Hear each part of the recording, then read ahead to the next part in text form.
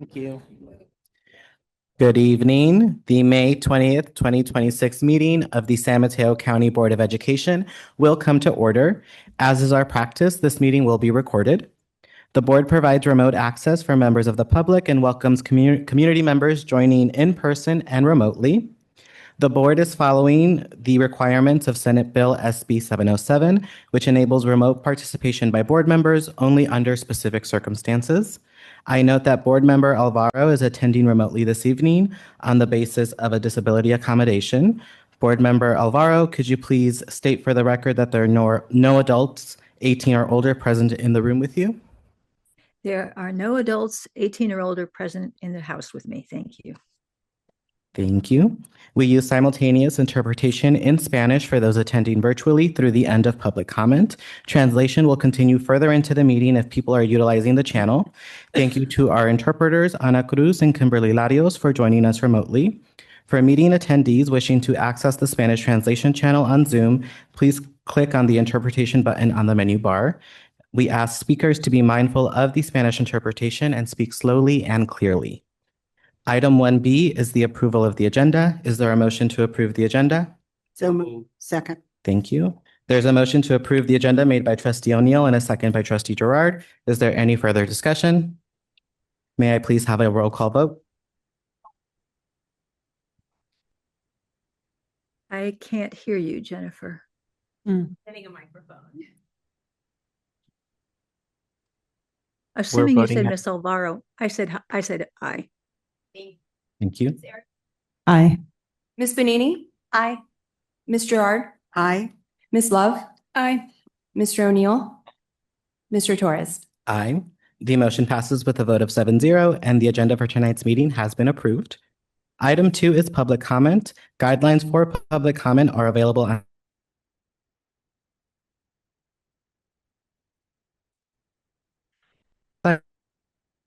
in English and in Spanish. For speakers who require Spanish interpretation following each comments. At this time, the public may provide comment for topics not included on the approved agenda. Please note that the County Board of Education does not act upon any matter that has not been agendized, except under limited circumstances as permitted by law. It is the policy of the County Board to refer matters raised in this forum to the superintendent for investigation and/or action where appropriate. Superintendent Chavez, do we have any comments submitted prior to the meeting for topics not on the approved agenda? No topics were submitted. Thank you. Speakers are invited to make live comment and will have 3 minutes to speak. Please make sure to keep within the time limits. To make a comment over Zoom, members of the public may use the raise hand feature. Instructions for using this feature are provided as an attachment in the board packet. Once the hand is raised, please wait to be acknowledged by Superintendent Chavez. Superintendent Chavez, are there any members of the public attending remotely who wish to make a comment at this time for topics not on the approved agenda? I do not see any raised hands at the moment. Thank you. Members of the public may also provide live comment in person. Do we have any submitted cards for items not on the approved agenda? No submitted cards. Thank you. Public comment addressing a specific agenda item will be heard after the board's discussion on the item. If members of the public wish to speak to a specific agenda item, please use the raise hand feature when the item is announced, or if in person, submit a card in advance of the item. Cards can be found on the table outside the boardroom and given to a staff member when completed. Okay, now we get to start the fun stuff. Moving on to item 3A, we have the May 2026 Employee of the Month, Tracy Bonaduce, Behavioral School Psychologist, Educational Services Division. Will Tracy please join me in the middle of the room?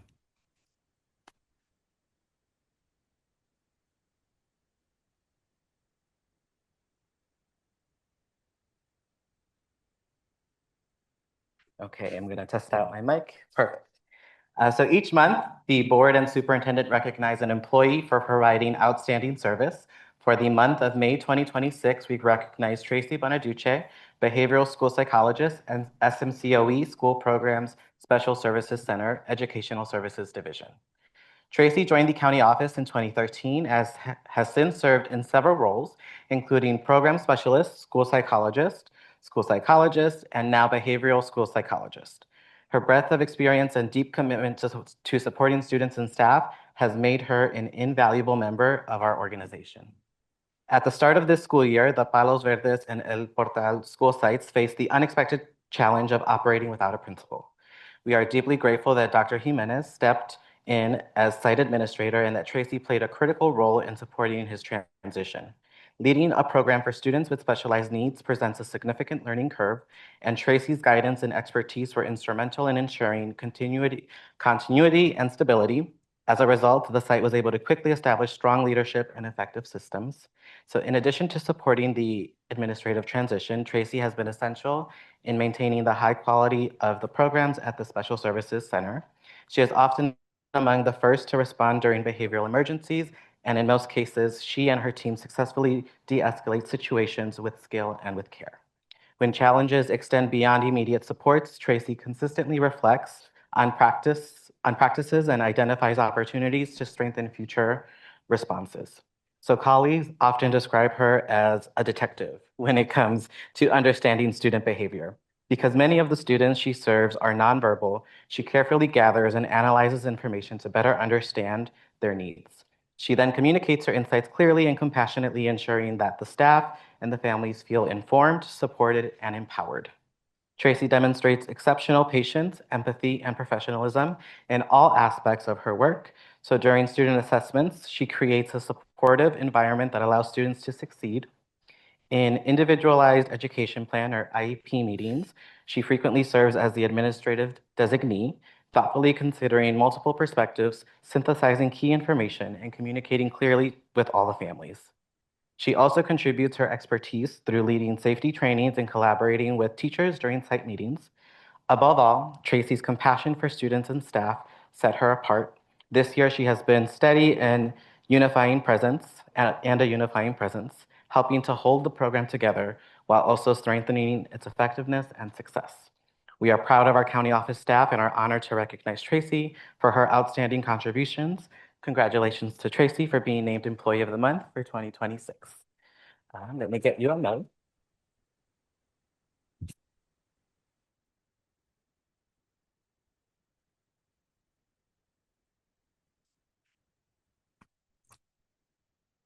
Board Superintendent Chavez.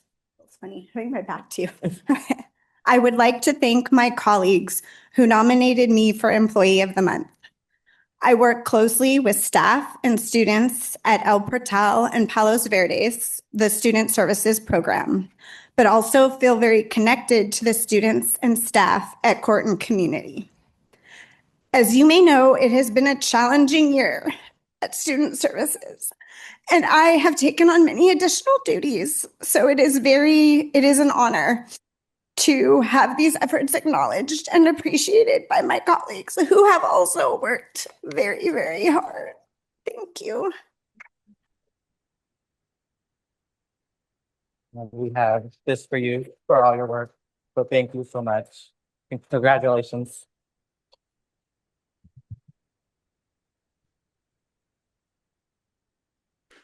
Yeah.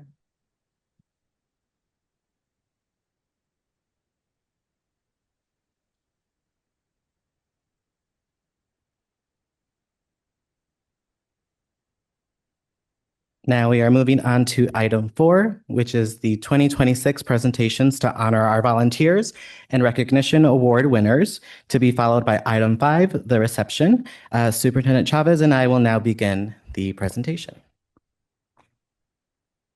Okay, let the fun continue. So welcome to our 2026 Volunteer Recognition Award presentation. Yes. Welcome to all attendees tonight, and thank you to all attendees allowing us, our county board and our county staff, to celebrate you. The innovative and devoted students, educators, and community members whose contributions enhance our county's robust educational landscape and support student learning and overall success. As we go through tonight's program, we will invite honorees to come forward so we may highlight the individuals or teams for their service, accomplishments, and present their recognition, their certificates of recognition. At the completion of the presentation, we invite the honorees to take pictures with our backdrop, and we'll break for a little reception. So we'll turn it over to President Torres, who will present our first awards. Thank you, Superintendent Chavez. To kick off the night, we are privileged to present the third annual San Mateo County Office of Education Student Program Award. For 2026, we recognize Alexander Xavier Mendoza Hernandez, a graduating senior at Gateway. So although Alexander couldn't make it this evening, we'd like to share the comments that were passed along from the program leaders. Alexander's journey this year is a powerful testament to resilience, strength, and determination. In the face of life experiences that could have easily derailed his goals, he demonstrated remarkable maturity, taking the time to process, heal, and refocus with a clear commitment to completing his coursework and earning his credits. His perseverance, self-discipline, and unwavering desire to build a better future have allowed him to rise above adversity and continue moving forward with purpose. Beyond his academic accomplishments, Alexander has grown into a leader, an advocate, and a role model for his peers. He brings curiosity, creativity, and compassion into the classroom, inspiring others through both his work ethic, and his character. His ability to remain engaged, respectful, and driven, even in the most challenging moments, reflects his deep strength of character. As he prepares to graduate and pursue future opportunities, there is no doubt that Alexander's potential is limitless. Congratulations to Alexander. And I will now pass it over to Superintendent Chavez to recognize our volunteers. Yes, thank you. So tonight, we're going to acknowledge our volunteers. And they play a very important role in supporting our schools and communities. Volunteers serve in classrooms and libraries, organize events, coach teams and clubs, and serve on commissions and boards. We express our gratitude to the outstanding individuals assembled here tonight who have supported San Mateo County Office of Education programs. Your contributions are invaluable and enrich the lives of our students in meaningful ways, so thank you all very much. To begin, we honor our volunteers in the Court and Community Schools program. Although they couldn't be here tonight, Chris Cannon and Doris Murai are volunteers in the Judy Muma Library at Hillcrest School, and their work deserves to be celebrated tonight. Week after week, they show up for our students, curating books that spark curiosity, opening conversations about the world beyond our campus, and create space where every student feels welcome. For young people whose paths to libraries haven't always been smooth, the steady presence of Chris and Doris matter in ways that are hard to measure. Whether they are putting the right book in the student's hand, leading in discussions on something happening in the news, or simply listening, they remind our students that someone is in their corner. We are profoundly grateful for their time, their heart, and their consistency in bringing their own, bringing to our program, what they bring to our program. So let's give Doris and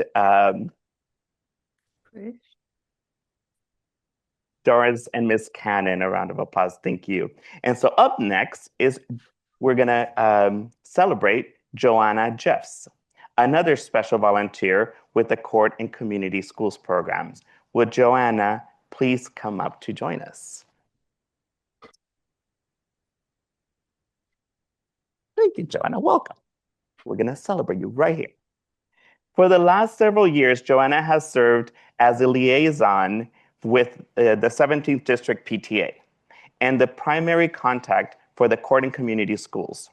Joanna has been a quiet force behind the scenes, building bridges between our programs and the broader community of families and advocate that stand alongside us.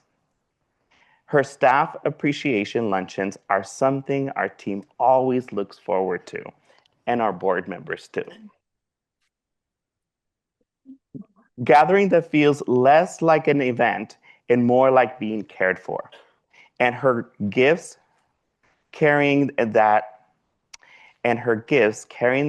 some thoughtfulness jars of fresh local honey, bouquets of flowers, and special tokens chosen with intention that remind our staff their work matters. In a program where the work is often invisible to the outside world, Joanna makes sure it isn't invisible to the people doing it. Thank you, Joanna, for showing up for our students, our staff, and our mission so generously and faithfully. Thank you.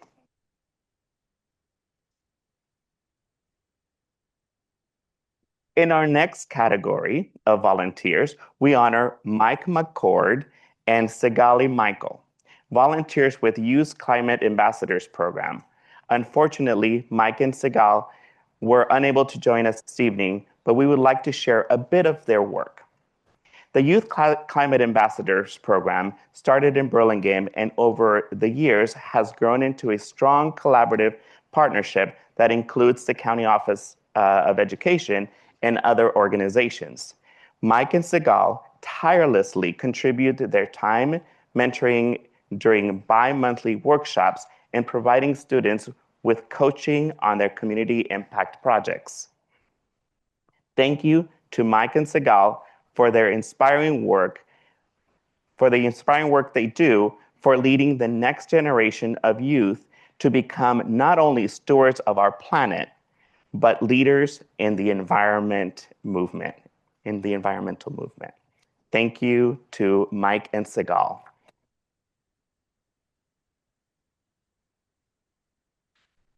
Okay, our next group of volunteers in the 2026 Environmental Youth Leadership Summit are the following volunteers. They're comprised of students who volunteer their time to plan and prepare for the Environmental Youth Leadership Summit. They attended Friday afternoon meetings for 2 months prior to the event, and many of them led breakout sessions on everything from a lagoon exploration walk, right out here, I assume, and the eco games to sessions on green teams and green careers. Some of the students facilitated breakout rooms and spoke during the opening keynote. According to Director Hilborn, who's somewhere here, over here, according to her, the students took the reins in virtually every aspect of planning and implementation and did a phenomenal job. We first invite Leah Burlingham, a 10th grader at Burlingame High School in the San Mateo Union High School District. Leah, please join us up here.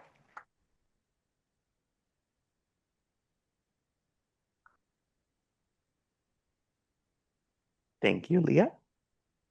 Would Alma Dunlap Worthy, 11th grader at Menlo Atherton High School in the Sequoia Union High School District, please come up?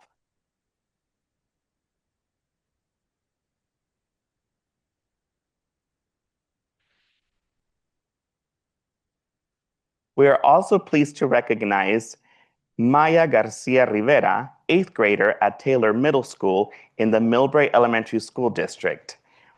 Would Maya please come up?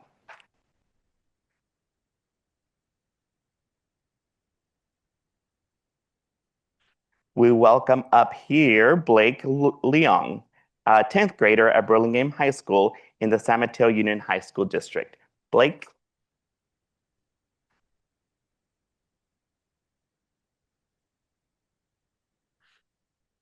Next is Kaylee Liu, 9th grader at Crystal Springs Upland School. Would Kylie please join us here?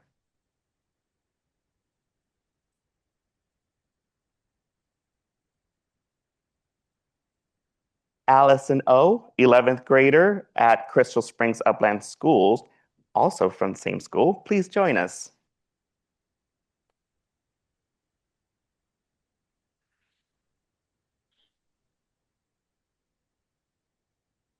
Our next honoree, Daya Pujari, 11th grader at Aragon High School in San Mateo Union High School District. Daya?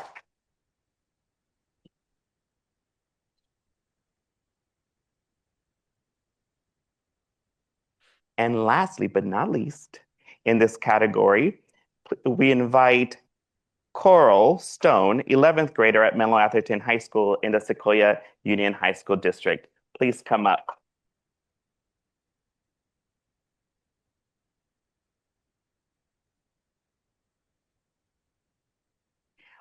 Also honored as a 2026 Environmental Youth Leadership Summit volunteers, but unable to attend tonight are Maddox Chen, Derek Cheng, Trevor Cho, Oscar Chung, Lisbeth Flores, Amelia Renault Laws, Cora Rosen, Gustav Single, and Caroline Yuan.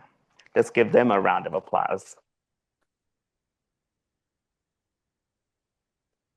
Our next group of honorary volunteers in the 2026 San Mateo County Tobacco Education Coalition Youth Advisory Group, that's a mouthful, let me say it again.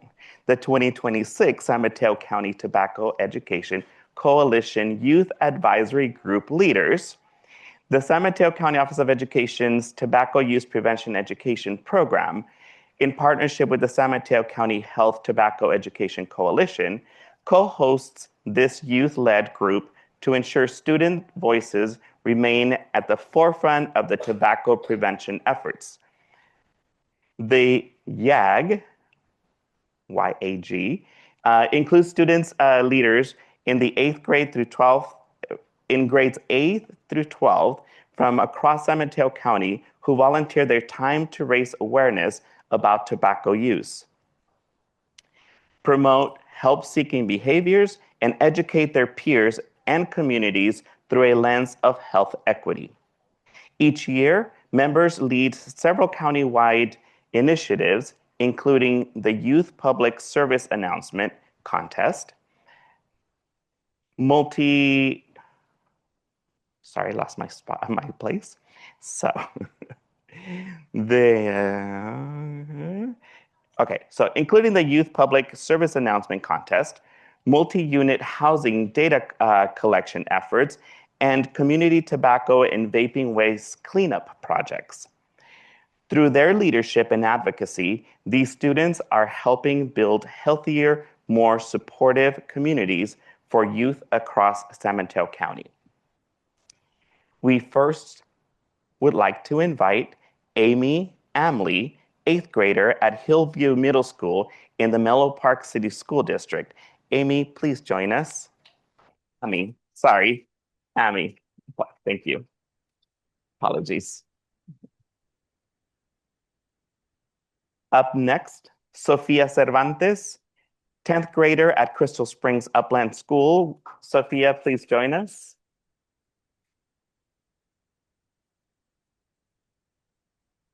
Our next volunteer, Kylie Hamamura, 9th grader at Burlingame High School in the San Mateo Union High School District, who is unable to attend tonight. Thank you. I like the cues. Okay, and would Rachel Lynn, 12th grader at Stanford Online High School, please come up?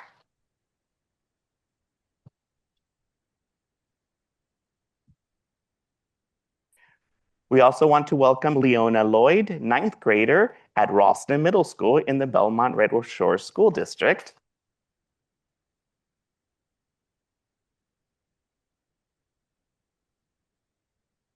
And up next,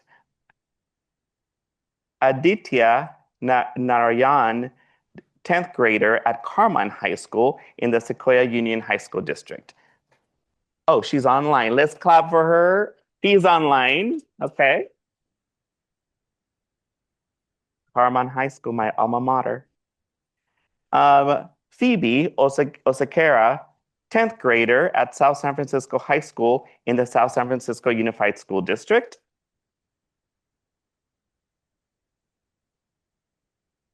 Our next volunteer, Nolan Kwan, 11th grader, Hillsdale High School in the San Mateo Union High School District. Online, clap for them.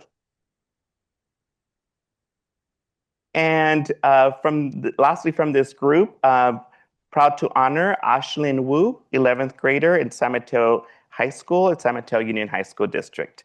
Online again. Also honored as a 2026 San Mateo County Tobacco Education Coalition YAG leaders, but unable to attend tonight, are Aubrey Carlos, Yuvia Gonzalez, and Anna Zuma. Thank you. Thank you so much for your great work. We would next like to recognize and honor the 2026 Tobacco Education Coalition Public Service Announcement winners. These are students that created public service announcements. So this spring, the county office TUPE program hosted its 5th annual anti-tobacco PSA competition for middle and high school students. The contest was led by the Tobacco Education Coalition's YAG, who we just honored. Yes. This year's theme, Better for a Second, Worse for a Lifetime, was selected by youth leaders to highlight the long-term harms of tobacco use and promote healthy coping strategies for young people. Nearly 80 students created video submissions. Nearly 80 students created video submissions that were received from across San Mateo County. Due to the exceptional quality of these entries, 2 winners were selected for first, second, and third place honors. Community members interested in viewing the PSAs are encouraged to visit the news section of the county office website. The full list of the 2026 San Mateo County Tobacco Education Coalition PSA winners can be seen on the screens.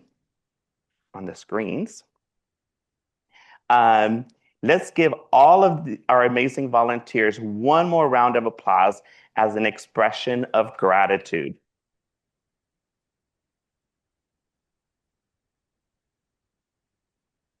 And I'll turn it over to President Torres. Thank you, Superintendent Chavez. So our first category of recognition awards is for our 2026 California Distinguished Schools honorees. This year, 6 middle and high schools in San Mateo County received a 2026 California Distinguished School Award from the California Department of Education. This award honors public schools with exceptional instructional programs and strong student outcomes. Schools may be recognized as exemplary high achievers, achievement gap closers, or beginning in 2026, beacons of opportunity for rural or Title I communities demonstrating very high performance. Eligibility is based on data from the California School Dashboard, including graduation rates, college and career readiness, assessment participation, and school climate indicators. So up first, we have El Camino High School from the South San Francisco Unified School District. Woo! We have James Briano, Principal, Pat Murray, Board Member, Amy Lamb, Trustee, Amanda Anthony, Trustee, and Roxana Villaseñor, Director of School Leadership, to accept the award.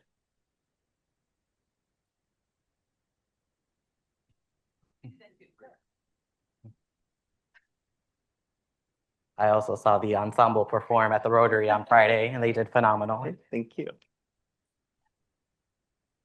Oh, yes. You scoop it that way. Oh.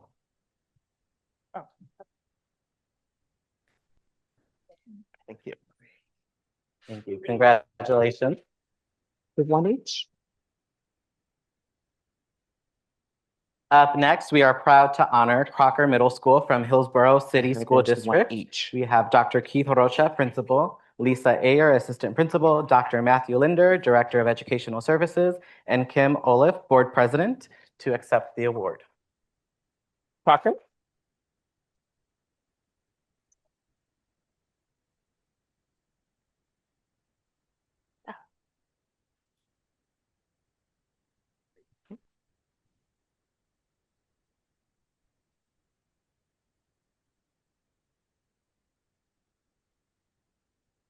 Congratulations. Congrats. Up next, we are proud to honor Tierra Linda Middle School and Central Middle School in the San Carlos Elementary School District. We have Hans Barber, Assistant Superintendent, and Charu Galati, Principal. Please come and join us.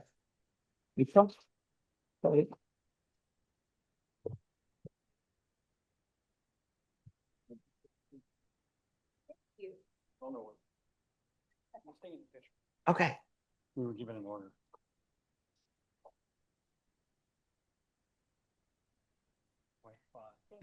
Charles, 1 minute.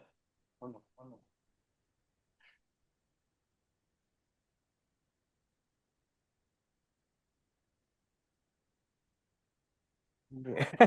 Beautiful. I love it.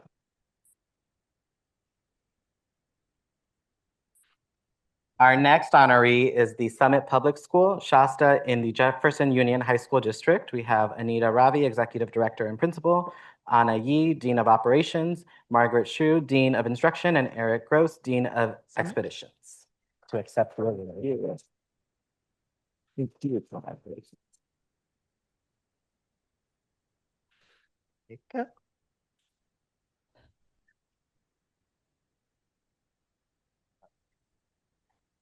Like me to take a picture?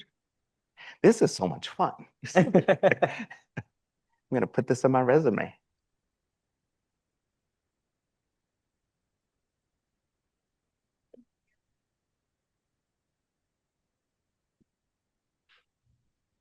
Also honored as a 2026 California Distinguished School honoree, but unable to attend is the Corte Madera School in the Portola Valley School District. So let's give them a round of applause. Our next recognitions of the awards are for the county's 2026 California Green Ribbon School Award winners. These awards recognize public and private schools, district and county offices that demonstrate progress in 3 pillars of sustainability: reducing environmental impacts, improving the health and wellness of the school community, and providing effective environmental education. First up is the Ravenswood City School District. We have Gina Sudaria, Superintendent, and Delma Michiel, Director of Operations.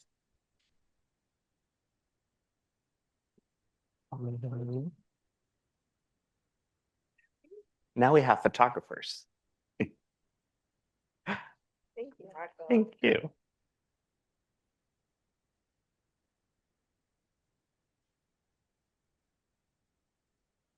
Yay, congratulations.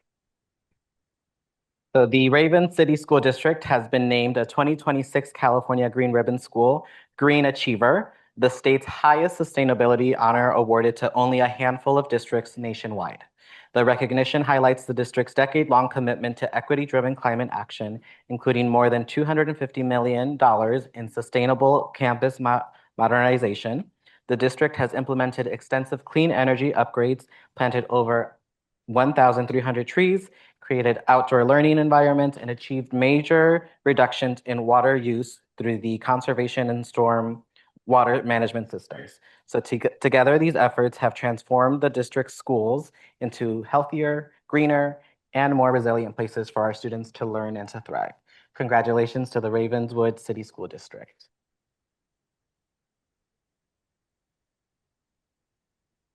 Next up is the Menlo Park City School District, who were unable to attend tonight, so let's still give them a round of applause. The Menlo Park City School District has been named a 2026 California Green Ribbon School District Sustainability honoree for its strong performance across environmental impact reduction, health and wellness, and sustainability education. The recognition arrives 4 years ahead of the district's 2030 goal outlined in its strategic directions, reflecting significant progress supported in part by Measure U. Preparing the application was a collaborative district-wide effort highlighting practices such as school gardens, green cleaning, robust health services, active transportation programs, outdoor learning spaces, and environmentally focused curriculum. Congratulations again to the Menlo Park City School District.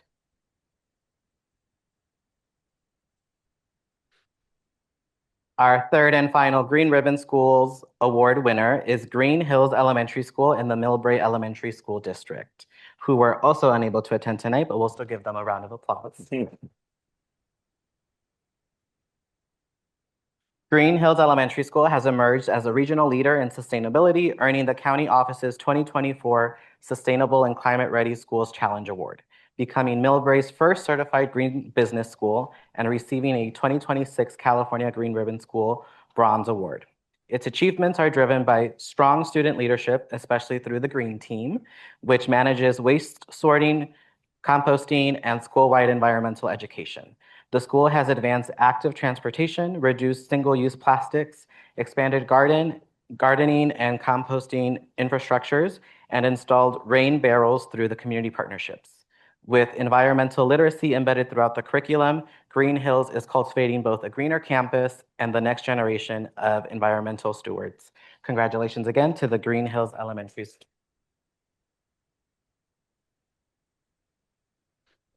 Switching gears, we are incredibly excited to our next honor, which is the 2026 Outdoor Education Cabin Leader of the Year. So San Mateo County Office of Education has a long history and tradition of high school students volunteering as cabin leaders for the Residential Outdoor Education Program. The program depends on these dedicated students, and this year's Cabin Leader of the Year is Yuli Carpio Rivas from Sequoia High School in the Sequoia Union High School District. Will Yuli please come?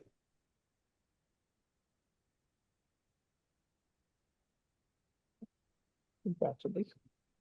So over the course of the last 3 years, Yuli has dedicated countless hours to the San Mateo County Outdoor Education Program, often sacrificing her own breaks and free time. She is dedicated, reflective, empathetic, and an incredibly hard worker. Cabin leaders are tasked with taking care of student groups that range from 12 to 18 students per week. So this includes sleeping in the cabin with the students, waking them up to get them ready for the day, helping them get to bed, making sure that they get their scheduled programming on time with all the materials that they need, managing the social dynamics of the cabin, handling any interpersonal conflicts that arise. Again, she's only in high school.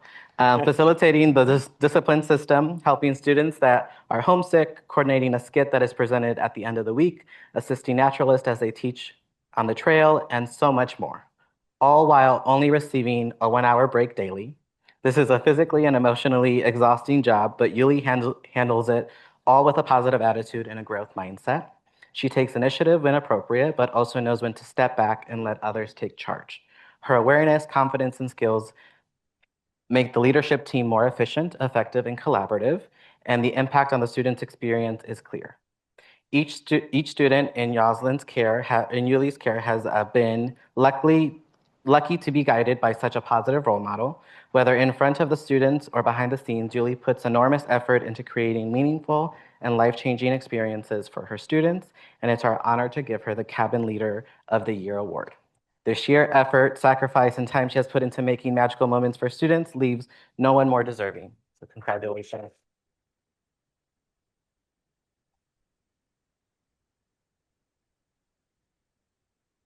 Our next group of folks that we're going to celebrate in the 2026 Art Takes the Bus Ride winners. This year, we have Time Travelers Take the Bus, 50 Years in Motion, and we invited students to journey across past, present, and future in the celebration of the Samtrans 50th anniversary. Young artists explored communication. The work enhanced collaboration across campuses, improved family engagement, and ensured that students received individualized, culturally responsive, and developmentally appropriate supports. Collectively, these achievements demonstrated a SELPA community deeply committed to a high-quality service, strong interagency partnerships, and improved outcomes for all of our learners. So up first, we have Tara Knotts, a community partner.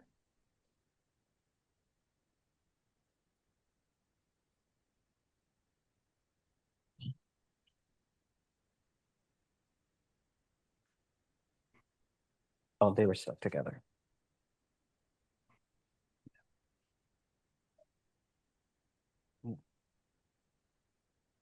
Apologies, my pages were stuck together and I jumped ahead. But congratulations, and we'll call you up again for the certificate. You got your flowers early. Apologies, my pages were stuck together.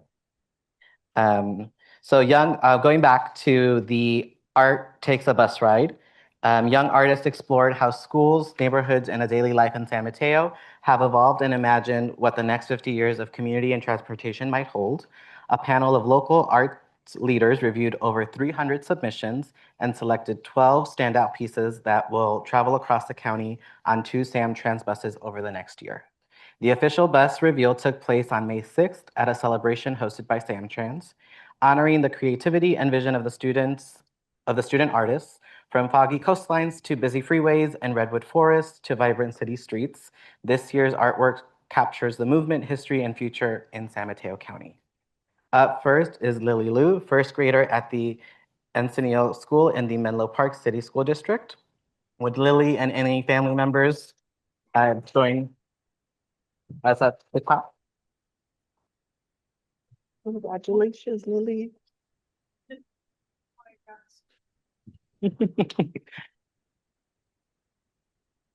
If you We next invite Noah Ocampo, 11th grader at Jefferson High School in the Jefferson Union High School District. Good. One more time for Noah Ocampo, going once, going twice. Okay, we would now move on to Isaiah Cabeza, 12th grader at Hillsdale High School in the San Mateo Union High School District. Congratulations, Isaiah. Can you see that is? Also honored as the 2026 Art Takes a Bus Ride winners, but unable to attend tonight are Cynthia Chu, Mael Deganias, Blair Fields, Emma Lee, Mi Nguyen, Luca Swaninsky, Rylan Villar, Michaela Vital, and Emma Wong. So a round of applause for them. Okay, now my script makes more sense. Okay, moving on to our SELPA, recognizing our 2026 Special Education Local Plan Area, which is our SELPA, Appreciation Award winners. These individuals have made extraordinary contributions to SELPA-wide goals of access, equity, compliance, and high-quality services for students with disabilities. They strengthen the SELPA by ensuring legally compliant and timely assessments, building inclusive and structured classrooms, implementing innovative assistive technology, and providing expert behavioral and mental health support. Their efforts directly improve system-wide capacity as they set up supportive classrooms throughout the district and create programs that increase participation, improve independence, and foster meaningful communication. The work enhances collaboration across campuses, improves family engagement, and ensures that students receive individualized, culturally responsive, and developmentally appropriate supports. Collectively, these achievements demonstrate a SELPA community deeply committed to high-quality services, strong interagency partnerships, and improved outcomes for all learners. And now Tara Knotts, our community partner, we will honor you one more time. Thank you. Here you go. We found it. Okay. Thank you. Up next is Jennifer Vilfort, BCBA Behavior Specialist.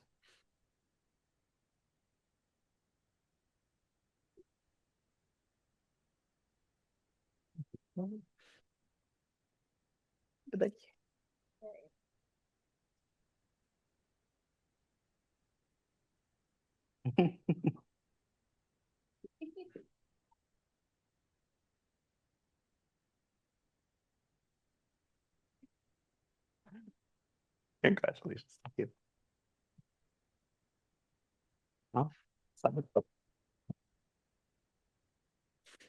We are also pleased to recognize Ralph Barbosa, Middle School Education Specialist.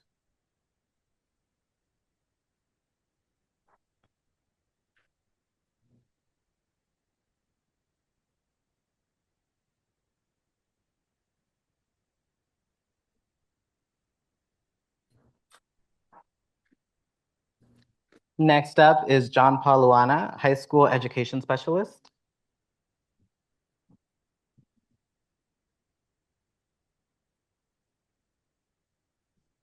Congratulations.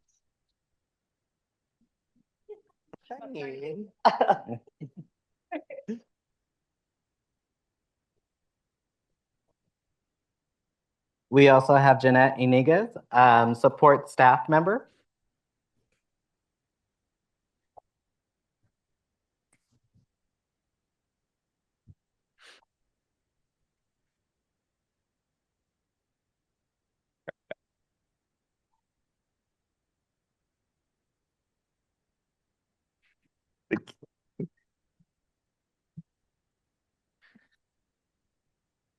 We also have Radmila Kolik Popovich, related service provider.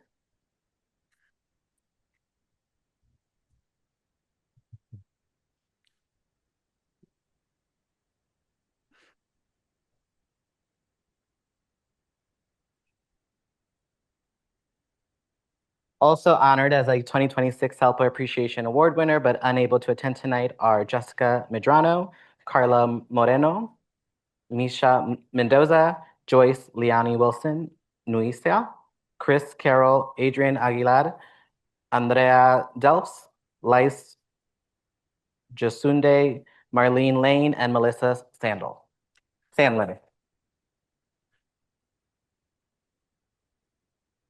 Our last award this evening is the special recognition of Martín Cruz Barejas, coordinator and host of the 2026 Sonido del Orgullo Student Mariachi and Folklorico event. Would Martín please join us? Martín?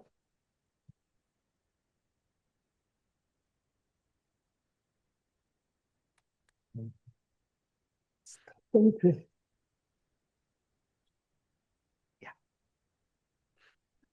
I have a lot of jobs.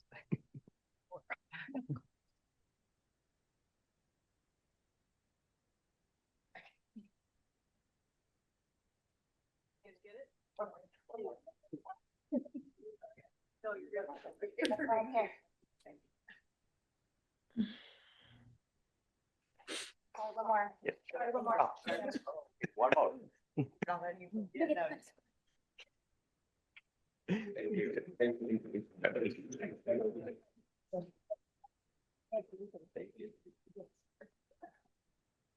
The 2026 Sonido de Orgullo Student Mariachi and Folklorico event featured over 250 student performers in grades K through 12 and almost 800 multi-generational audience members celebrating student artistry, cultural pride, and community connection through vibrant performances in mariachi music and traditional folklorico dance.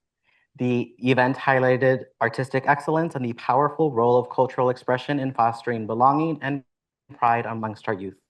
This amazing event was hosted and led by Martín Cruz Barajas, who has been teaching baile folklorico in the South San Francisco Unified School District for 35 years. Wow. Their district has the largest and most successful cultural arts education program in the entire Bay Area. Martín and his students did a tremendous job, and due to its overwhelming success, the hope is to make this event an annual celebration. We thank Martín for creating a space where students could shine, celebrate their heritage, and share their artistry with the community. This event simply wouldn't have been possible without his vision, his hard work, and his commitment. So thank you again.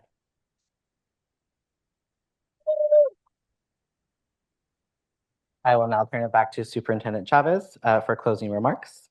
Thank you. Thank you very much.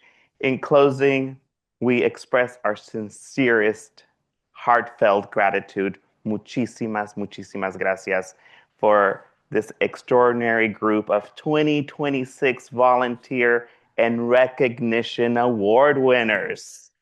Yes. Your dedication, compassion, and unwavering support help our youth thrive and significantly strengthen our student success. Thank you very much. We're so grateful for all that you do for our community and our county.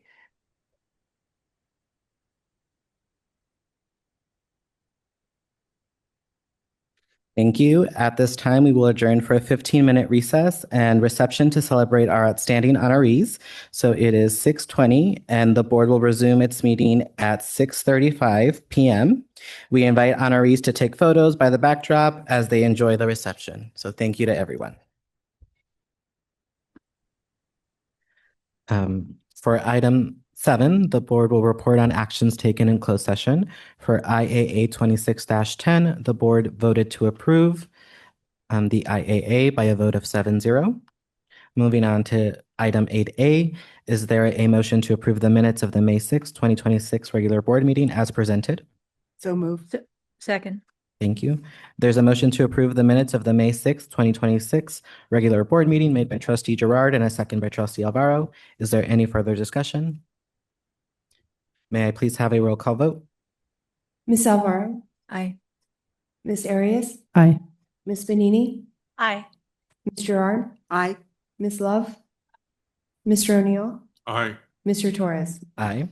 The motion passes with a vote of 7-0, and the minutes of the May 6th, 2026 regular board meeting have been approved. Item 9 is the consent agenda. The consent agenda is not debatable and requires a unanimous vote for passage. An item may be removed from the consent agenda and placed on the regular order of business for separate discussion and action if any member of the board, the superintendent, or the public so requests. Is there a motion to approve the consent agenda? So moved. Second. Thank you. There's a motion to approve the consent agenda made by trustee Gerard and a second by trustee Alvaro. Is there any further discussion? May I please have a roll call vote? Ms. Alvaro, Aye. Ms. Arias, Aye. Ms. Benini, Aye. Ms. Gerard, Aye. Ms. Love, Mr. O'Neill, Mr. Torres. Aye. The motion passes with a vote of 7-0, and the consent agenda has been approved. For item 10A, the board will hear a report and updates on the YMCA Camp Jones Gulch Capital Improvement Projects introduced by Kevin Bultema, Deputy Superintendent, Business Services Division. Deputy Superintendent Bultema, the floor is all yours. Good evening, Board President Torres, members of the board. Oh, could you speak into the microphone? Not quite.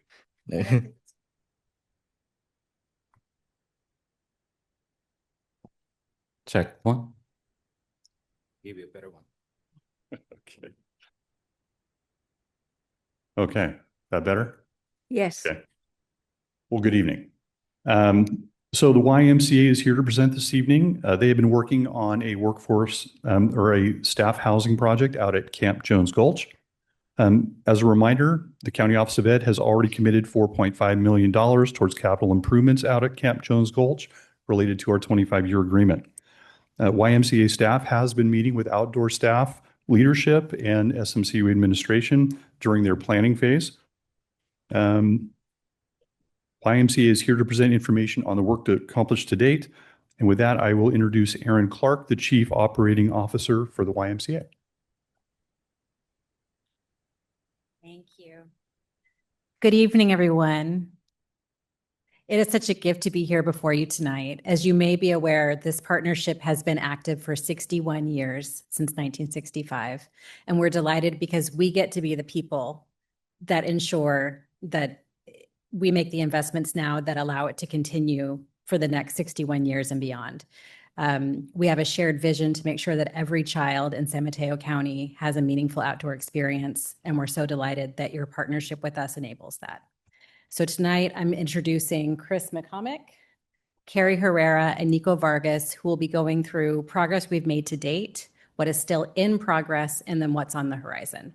I especially want to thank Kevin Bultema for his partnership in all of the preparation and all of the decision-making and all of the planning that it's taken for us to get to this point. Thank you.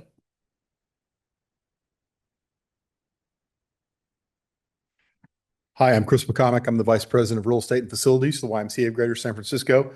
And to my right is Nico Vargas. To my left here is Carrie Herrera. She's the Executive Director at Camp. Nico is our Executive Director of Real Estate Development. So thank you again for giving us this opportunity. The first slide, as you can see, is our infrastructure completed project, which we started about 7 years ago when I came on board. I had the opportunity to meet with your task force there on camp on several occasions.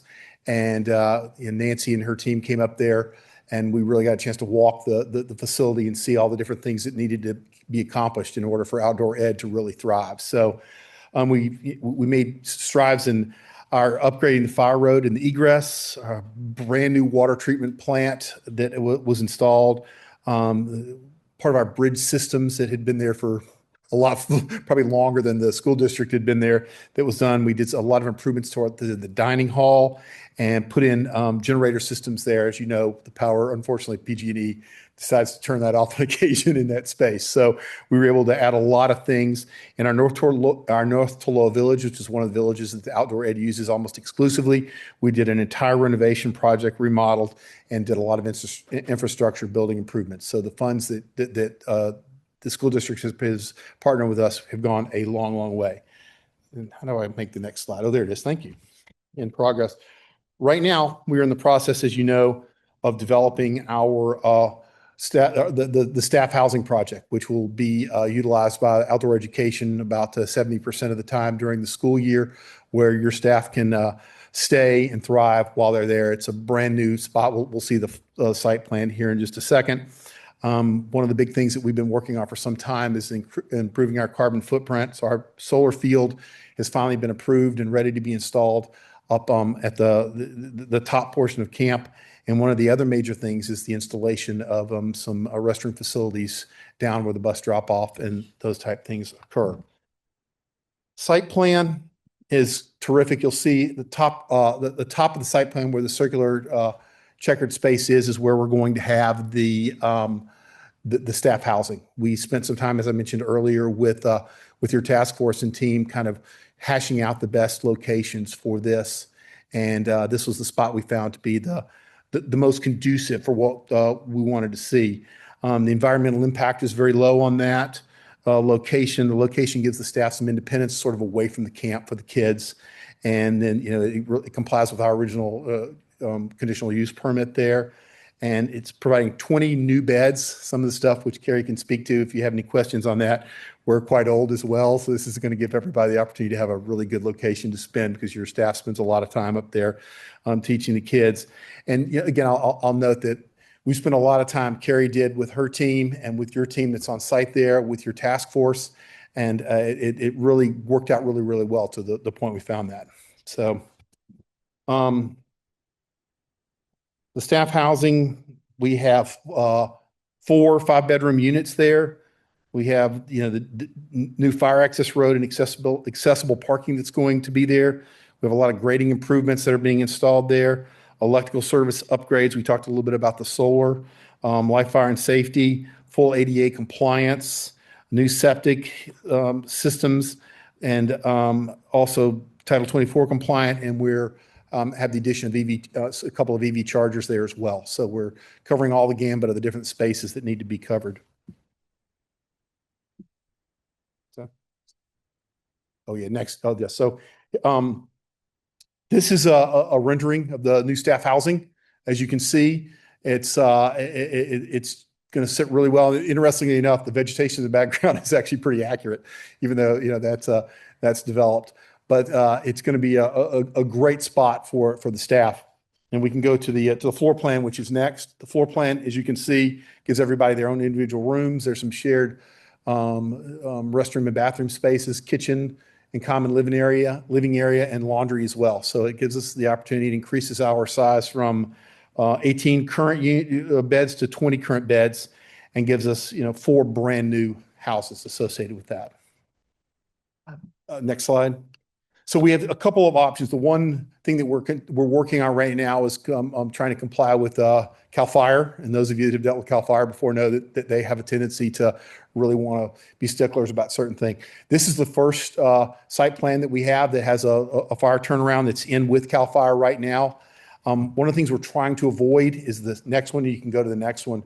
The original plan was this, but we have to cross a creek in order to get that accomplished, which in turn not only goes to CAL FIRE, but goes to California Fish and Wildlife. So those two agencies have some jurisdiction there. So we're really working hard to get that first one approved, and that's our final hurdle in being able to get this process started.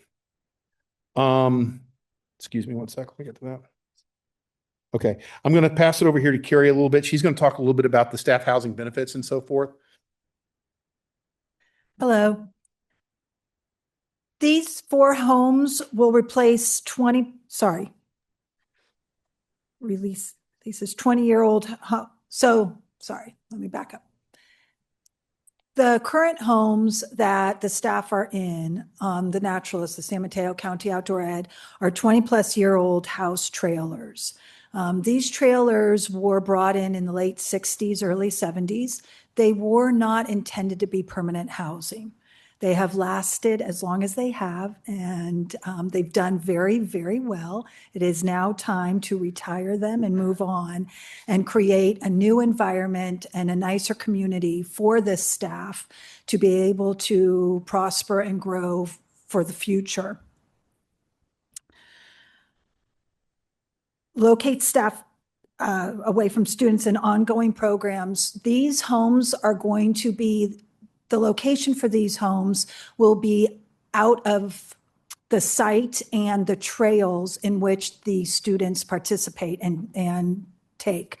Right now, the housing that the naturalists are in currently are in the middle of some of the trails that the students participate in and take during their time. So the privacy that the staff have is very limited. And so this new staff project housing will be able to allow for some nicer, just a nicer community. And yes. More bedrooms. The bedrooms, we will be having 20 bedrooms for 18 staff. So there will be an extra few bedrooms for visitors and parents that will come on site. Right now, we aren't able to accommodate that. And so that will be a nice, and also when they have subs, we will have a place for the substitute teachers or naturalists also. The other benefit of this housing project will be, currently right now, we are using one of the houses that will be able to be open for special needs and other teachers that come on site. So what this housing development will allow is the freedom to open up another building that will allow us to have one day, or a lot of times we have students that need a parent to stay overnight with them, or a nurse or an aide. And so that is really tough to accommodate currently. And it's Allison, the director's, both her vision and my vision as executive director, to be able to welcome these students comfortably into this setting. And so that house that currently staff is living in will be open and able, starting to allow this new population in. Again, community. Right now, the staff housing is spread out among camp. And so the naturalists are not really in a communal living space. They are within their own home, but this will bring all of the houses together, and they will be able to be neighbors and be in a more communal setting and be able to live in that environment. Okay, thank you, Carrie. Excellent. So our final slide here is the updated budget as it relates to the new cost association. I'm going to ask Nico, who's been working hand in hand with Kevin, to work through this. And I'm going to ask Nico to kind of walk through that with you. So if you do have any questions once we're done, please feel free to ask, and one of the four of us can step up at your convenience. Thank you, Chris. Yeah, so I think to start, I want to highlight, excuse me, the amount of progress that we've made. The YMCA has been able to invest about over $5.5 million into Camp Jones Gulch over the last 5 years with the help of San Mateo County. And I think that's one of the bigger highlights that we need to press on today. Obviously, we're talking about the staff housing project because that's the next big thing. And that's been a long-standing goal of not only the YMCA's, but San Mateo County moving forward. And again, I want to highlight what Chris mentioned earlier, is that the staff housing units that we're talking about are used almost 9 out of the 12 months of the year. So it's about 70% of the time that we operate Camp Jones Gulch. Camp Jones Gulch is one of the more unique camps across the nation for the YMCA because we do have the opportunity to operate year round. We're not just doing summer camps. We have a partnership with San Mateo County where you all are there sending students, to camp, for outdoor education 9 months out of the 12 of the year. So when we look at the budget here, I think it's important to note that of that $4.5 million funds, we have spent about $1.5 million of what San Mateo County has committed to. There's about 2.9 of that remaining. With the staff housing project that we're talking about today, as well as the much needed band shell restrooms that highly impact the drop-off experience for students, there is an additional amount of money needed in order to fully accomplish both of these projects, both for the YMCA's longevity, but also San Mateo Office of Ed's contribution to the longevity of Camp Jones Gulch as a whole. So right now, this is what we've put forward as the ultimate goal, and I think we're planning to come back in the future month to talk about how we can make this become a reality and continue to push forward to make sure that staff can offer the best experience for the kids at camp. Sure. Well, that ends our presentation. Is there any specific questions that we can address at this time relevant to this? And, we'll allow ourselves to come back, or Kevin can obviously reach out to us if there's anything in particular that you guys would like to hear from. Thank you. Trustee Alvaro? Thank you. Hi, folks. It's nice to see you virtually. I couldn't be there today. So I'm going to, I want to remind the whole board that the agreement was that on this infrastructure stuff, we've been paying a third and the Y's been paying 2/3. So that's why you see those numbers look like they do. So my question, and maybe Nico's the one to answer this, why the increase of 2.8 million on our part of it, which would lead me to believe that comes to maybe 6 million on your part of it additional. So one of the biggest things to note right now is just the increasing costs of construction across the board. That's a big consideration on our part, but also going back to the initial point that we were talking about of who's using this housing and why, what is the ultimate goal for the staff housing village itself. Yes, there are benefits to the YMCA to build this where it is, but there's also a lot of collaboration that's happened to date. I feel that the YMCA, to your point, has contributed the 2/3 for a lot of the infrastructure improvements. But what we're talking about with this staff housing village is a different component of camp, I think. And I know that there's a lot of goals and requirements, I should say, that are being met at the same time in partnership with Carrie and Allison about what are the staff needs, not only now, but also in the future for San Mateo County Office of Ed. And this project, after much consideration and deliberation with the task force and Allison and Carrie, this is what we need to do. And so I think when you look at the whole picture of who's using these units, it makes sense in the YMCA's mind that we are exploring alternative financial implications of who's investing in what part of camp. And for this, in this capacity, this gives the YMCA ability to explore other options of camp that can be beneficial, not only to, San Mateo County Office of Ed, students that are going to Camp Jones Gulch year round, but also other students as well throughout the Bay Area. So I think this this all contributes to a larger goal of trying to bring open access to kids throughout the camp. And staff housing, yes, is a priority for both the YMCA and the San Mateo County Office of Ed, but there are other areas in camp that I think the YMCA, or I know the YMCA, wants to prioritize as well, and this is the best route towards that. So, okay, thank you. So you're not talking about an increase of 7 or 8 million. You're talking about an increase only on our part for this project. That's a good question. I mean, okay, I understand your question now. There is more of an investment on the YMCA's end than we expected 2 years ago to this project. So there is an increase of about $2 million at least for us as well. That accounts for this difference. And we can look at it a couple different ways here, but there is also a financial impact that we are taking at the same time. We're not just pushing it off to the San Mateo County Office of Ed.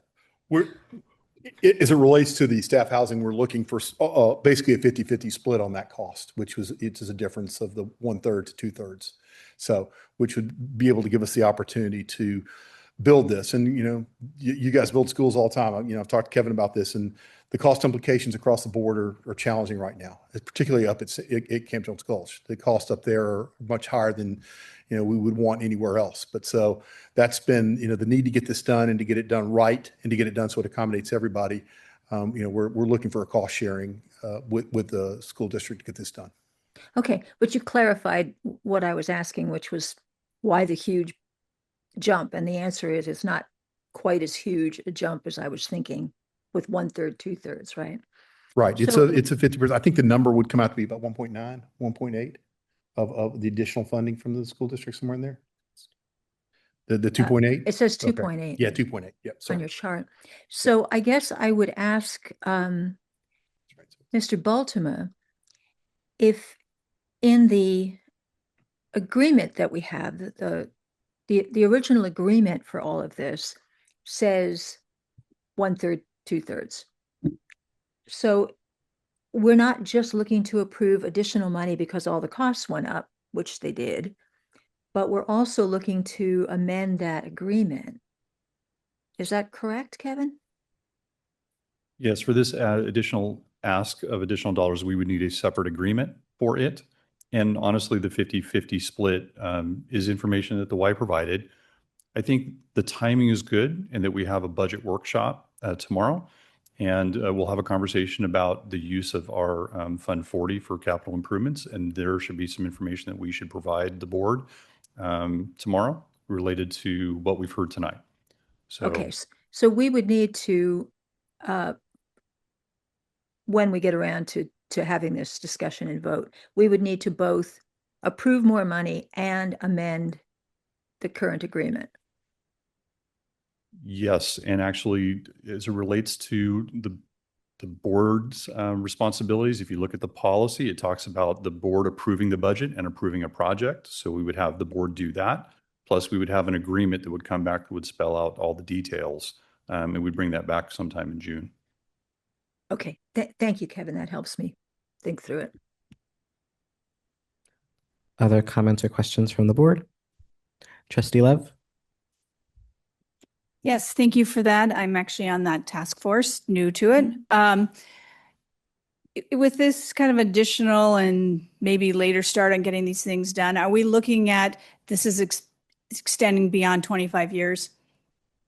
Like our access and such to whatever we're creating under this? Because right now I think we're in it for 7 years already.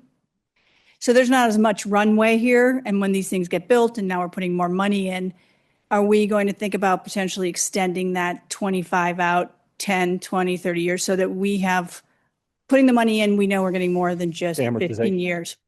Yeah. We certainly would love to consider that. You guys have been partners of ours since, I think Carrie mentioned 1965. So for us, having, the Office of Education and, outdoor education there is extremely important. So I certainly think that discussion could take place, because I don't remember off the top of my head, Kevin, but when does the current agreement end? When is it? Do you know off the top? 2044. 2040. Yeah. So I certainly think that would be a discussion we'd be happy to have. Absolutely. Trustee O'Neill? Does the County Office of Ed pay any of the operating costs for the camp? No. Okay, so we don't pay any. So, and in regards to the solar panels, is that going to be 100% of the electric needs for the camp, or is it like a percentage of the camp? It's a percentage of the camp. Each of these units will actually have their own solar as well. It's required by the. Oh, okay. So there's a solar field. Yeah, they're going to get solar on top of those units. Correct. Yeah. So we are not going to feed these four to the new solar. That will go to the rest of the camp and all the other areas. But these houses will have their own independent systems. Oh, okay. Okay. And then is this going to be battery storage, or is there? We talked about that, and the cost implications for the storage. We have the generator systems as backup power, but no, it will just be direct feed. Okay. And then the other question I have is building materials. Now, are you going to be able to keep I think it's up to like 100 feet now around buildings for fire. Is the building materials fire resistant? They're all WUI compliant. Yes, sir. They're all what compliant? It's called WUI, which is it's wildfire. It's building materials that are, have the tendency not to burn as readily, and it's required by CAL FIRE. And these are sprinkled, and these are all sprinkled as well. So okay, yeah, I'm pretty sure that we're required to do that, along with Title 24 and the other things. Oh yeah, the clearance stuff is something we can't get by. Are the old structures being fixed for like sprinklers, or not all of them, but the new ones like that you guys are using in North Toloa, yes, those became WUI compliant with fire sprinklers. And then Okay. some of the other spaces may or may not when we come to renovating it. We're working over time to renovate some of the other spaces. Our next project after this one will be going into South Taloa, which is the other village that you guys use exclusively. And there won't be as much new building there, but there'll be a lot of cosmetic. I don't know that we'll get fire sprinkler compliant in that space either. But we are on all the ground up new stuff has to all be sprinkled. Okay. No, because I was just concerned Yes, sir. about that But- area, CZU fire and Yeah. stuff. Thank you. Good. Other comments or questions from the board? I am Terrific. seeing. Thank you none. guys very much for giving us the opportunity. I want to go back to the question about the longevity of the partnership and looking ahead past the 2040 or 2044 and just acknowledge that we see this as a forever partnership. So obviously, you know, when looking ahead that far, we would need to come back to a table and talk about what that looks like. But we couldn't think of a more mission aligned partner to work with. And we see this as something that extends far beyond the existing agreement. So thank you. Thank you so much. Do we have any comments from the public? I don't see any raised hands. Thank you. There is no action to take on this item. For item 11A, Kevin Bultema, Deputy Superintendent Business Services Division, will present the public disclosure of the collective bargaining agreement between the San Mateo County Superintendent of Schools and California School Employees Association and its chapter 887 for the period of July 1st, 2024 through June 30th, 2027. Deputy Superintendent Bultema. Thank you. We're bringing this as information to the board. This is actually a big deal. This is the accretion of former CSEA 789 with CSEA 887. So in essence, combining those contracts and creating a new contract. It also includes compensation increases going back to the 25-26 and 26-27 years. At 3.5% for each year, and also has increases in health and welfare, consistent with other previous negotiated agreements with other groups. This is a big deal again. It's been over a year. I would like to give Tammy Moore a ton of credit for persevering through this process, but we think it's a good one. And so now we have one less bargaining unit to work with separately, and there'll be one unit. Just so you know, the cost we are estimating by year is $533,000, $533,620 for the 25-26 year. I apologize, for the 24-25 year. An additional $636,360 for 25-26 and $623,791 for 26-27. Comments or questions from the board? I am seeing none. Do we have any comments from the public?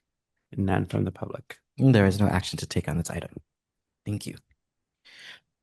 For item 11B, Kevin Bultema, Deputy Superintendent Business Services Division, will present the public disclosure of the classification and compensation study negotiations agreement between the San Mateo County Superintendent of Schools and the San Mateo County Educators Association. Back to you. So we reached agreement with SMCEA in implementing the classification and compensation study for the group. Estimated cost, because we have an effective date of January 1, is split between the 2025-26 year and the 26-27 year. Total cost estimates are $126,379 in the current year and another $130,639 for next year.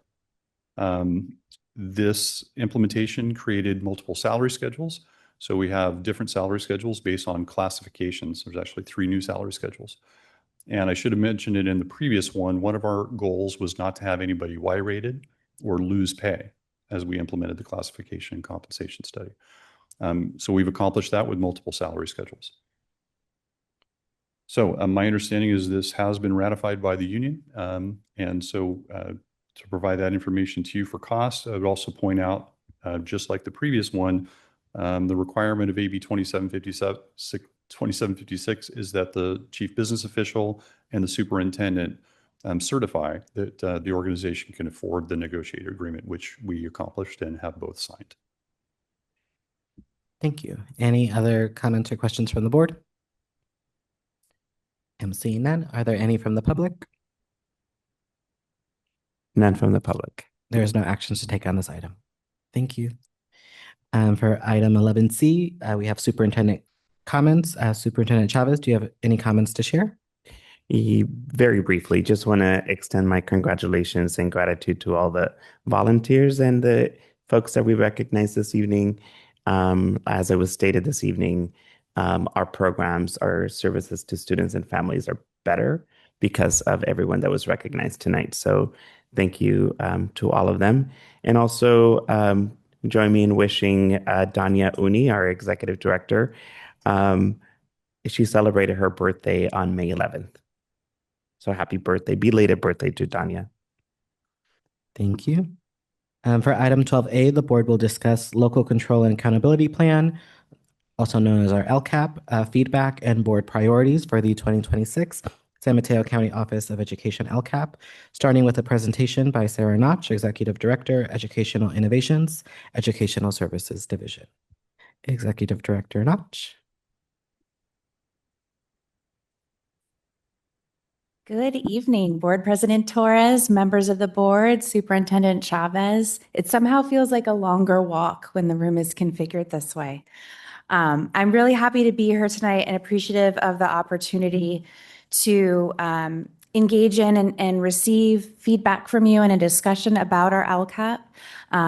As you probably remember, we're rounding out the end of year 2 of our 3-year LCAP. And so tonight, what I'm bringing you is a quick discussion about sort of the purpose and process of what we're doing to finish out this year and inform next year. I'm going to present some data capacity and barriers that we've faced, not dissimilar to what we faced last year. And then in thinking through all of the different partners that we've engaged in to receive feedback about the LCAP, we've sort of synthesized it down into 5 themes. So we're going to go through those 5 themes and what we've heard that aligns with those 5 themes.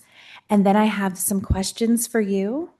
And we'll be receiving all of the feedback and happy to field any questions that you have, because we really are in the perfect spot right now for really finessing and finalizing our 25-26 LCAP report and then our presentation of the 26-27 LCAP. So as with, similar years, we're wrapping up year 2. I'm going to be presenting the LCAP to you on June 10th. And this is our last year before a full rewrite. And so we know we faced some barriers. And our goal is really, as part of this data analysis, is not just to look at 1 or 2 points, right? It's to get as much information as we possibly can and incorporate as many perspectives from our providers and partners as possible. So we really want to be data-driven about everything and never make guesses whenever we have information that can inform the direction that we're going. So we held listening sessions. We've done interviews with program administration and SMCOE department partners. We've tried to leverage as many opportunities as we could to solicit parent input, which is something we definitely need to get better at and will emerge as one of our themes. We have had surveys that have gone out to staff, presentations that have gone to staff at staff meetings. We have student surveys that we've conducted. We've been able to receive some feedback from you over the course of the year with our mid-year presentation and then meeting with our LCAP liaisons. And we've taken all of this and sort of figured out those 5 themes. And so I'll jump right into, before I jump into that, I'll talk a little bit more about data capacity and barriers, and then I'll do the jumping. So data capacity and barriers. So when we presented our 3-year LCAP roadmap, we had this really beautiful illustrated road with this is going to be year 1 and year 2 and year 3. And that's always how we design.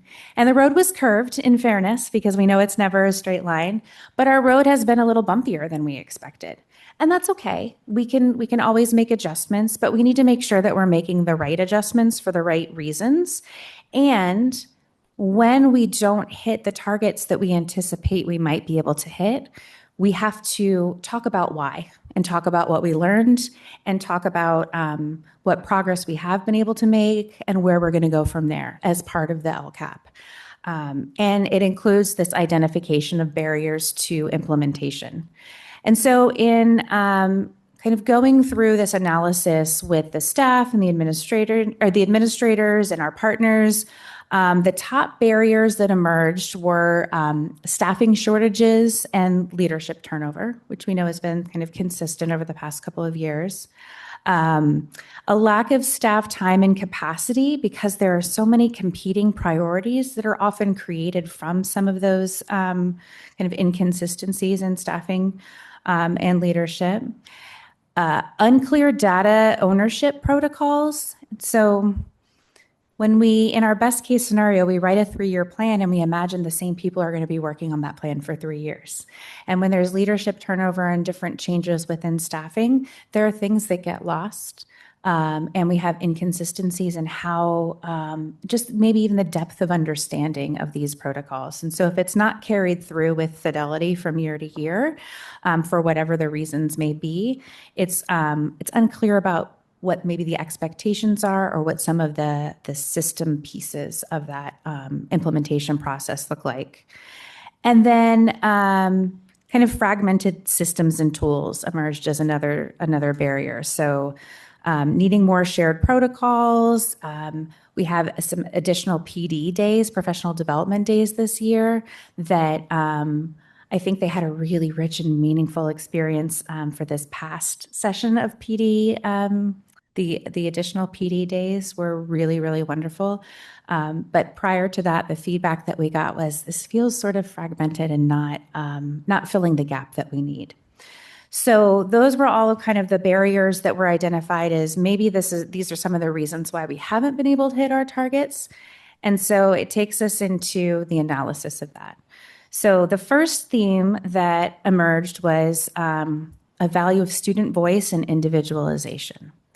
And so there's a consistent emphasis from staff, from partners, from the board, from students themselves on the value of student-centered design and messages about the power and importance of engagement and how critical that is and how successful it is when it's done well and it's done right. And so you can see some of the comments in here from staff and board input and students. One of my favorite quotes from the student survey was, she made the dark room very bright and positive about one of the staff members or one of the trusted teachers from a Hillcrest student. And so we know that when we're building relationships, when we're engaging students, when they feel like they're in a space where learning is relevant and centered on them, it's a game changer. And so that was our first theme. Our second theme that emerged was showing growth in meaningful ways. So we know the importance of measuring growth meaningfully, frequently, and through multiple means. And that doesn't just happen in measuring the response to student instruction, that happens in the design of student instruction. And so we heard a lot about making sure that we had a really clear ILP process, the individual learning plan, where the building of that and the review of that was really informing where we went with student instruction, both on a broad kind of whole group instruction level, as well as individualizing supports and plans and opportunities for each student. We also heard from staff that there are required elements in our LCAP that we have to have in there just by law. And you might remember there was a video that I showed called Measuring What Matters that Josh Strong put out from CDE, really talking about alternative schools and how some of those required elements they're not the right tools for us. And so thinking through the balance of, yes, for compliance, we have to have certain things in here, but what else can we put in that really tells the story and is the right tool for what it is that we are trying to measure within our programs? And so building better mechanisms for collecting the right data in the right ways, the right frequency, and really ensuring that it's actioned and not just something that we do because this is what we do, right? It's always the now what. The what's very important. The now what is even more important. What do we do with that? Our third theme that emerged was maximizing the benefits of our settings to ensure that we are really focusing on those foundational skills and moving students forward academically. We have a lot of,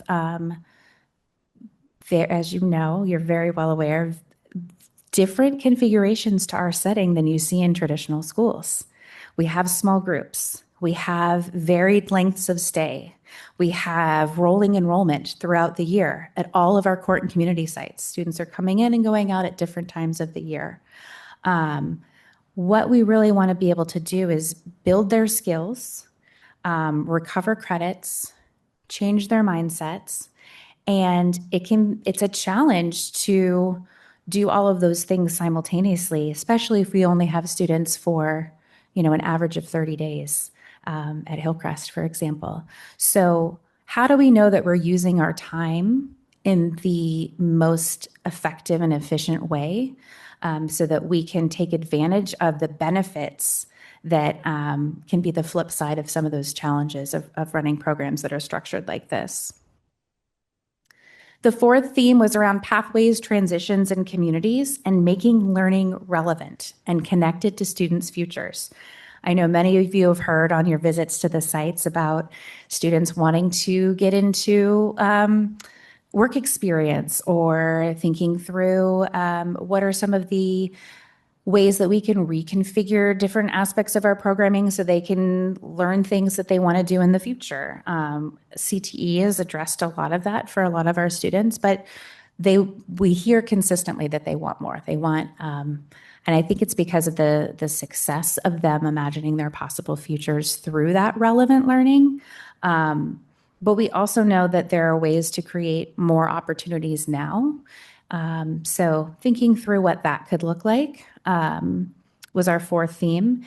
And then our fifth theme it's really centering around families. So what we heard from students and what we heard from staff about relationships and engagement, we're doing pretty well right now. The students feel that they're engaged in school, that they have experienced learning in a different way. Our students are also saying that they feel, I think it was 100% of students on the survey said, I have a support system in place. I know that when I exit, I have that in place. We know that we're helping support them through connecting with partners, connecting with different resources, but the family engagement and the family support hasn't been nearly as successful as we would like for it to be. And without partnering more closely with families and providing those supports and structures, we're missing a really critical thread that runs through those 5 core elements of transition support. Because it's not just about things being done, in a vacuum over here. We know that we have to support the whole child and all of the different people in their lives that are going to be part of that support system. So those are the 5 elements.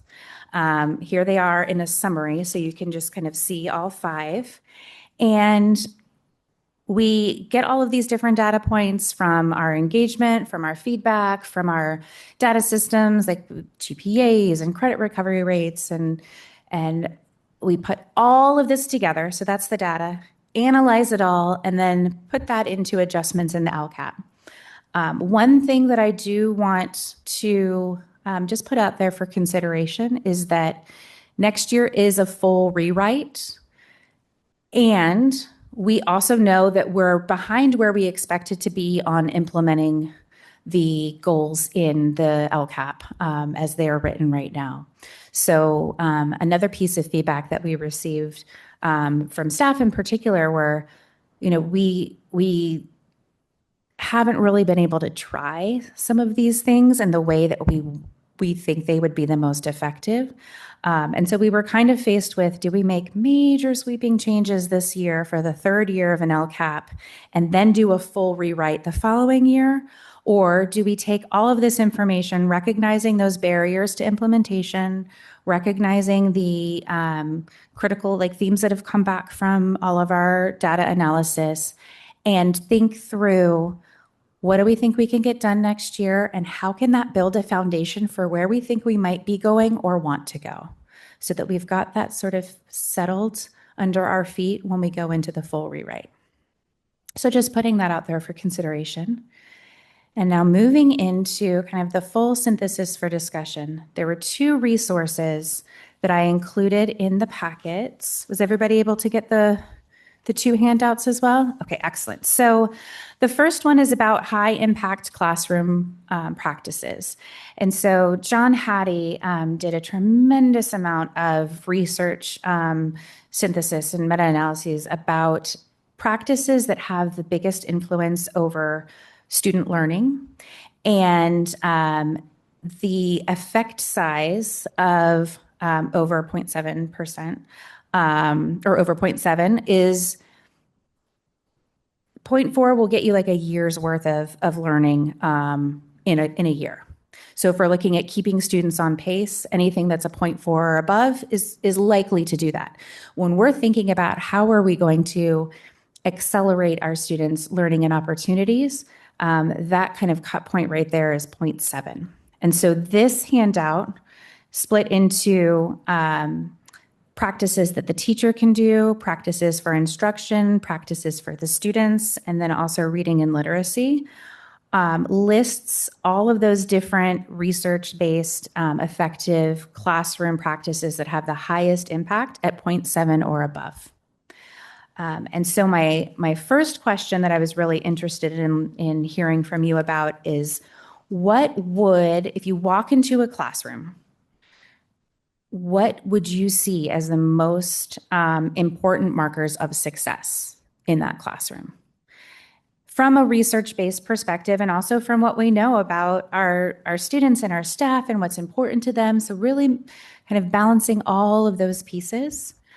So that's the first handout that you have. And I put a couple of examples on the slide just that there would be something there, but this is kind of the full list of those high impact practices. And these are what are included in our classroom walkthrough tool. So these are what we're also training our administrators to look for and coach and support when they're going in and looking at classroom instruction. And then the second thing that I was particularly interested in was thinking through transition. So in the same way, we know that there is research to support certain elements of transition support that make it more effective and strengthen student belonging and resilience and long-term success. And so this comes from the Council of International Schools. And so the 5 elements are cultural transition, academic transition, social and emotional well-being, institutional collaboration, and inclusion and equity. And so in reviewing these 2 resources, I want to know the same about what you think around transition support. What would be markers of really successful transition support, and what would it look like in SMCUE's role to either lead that or make sure that we are partnering with our different agencies and districts and families and everybody who can be part of these young people's lives. So those are my 2 kind of suggested questions for you to discuss. But again, I'm going to be taking notes on everything that you share with me. And so I will stop talking and I'll let you do the talking. Thank you. Comments or questions from the board?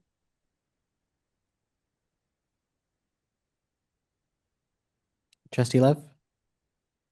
These are questions before we get into the feedback that Executive Director Notch is looking for. We can ask her. Are you looking for any feedback or specific answers to your questions, or? I'm looking for whatever is important to you. I included those two because it would be really, really helpful for me to hear from that in particular, since they were such powerful themes to emerge from both your feedback and the other partner feedback that we received. But I will take everything that you have to offer very happily. There we go. Floor is open.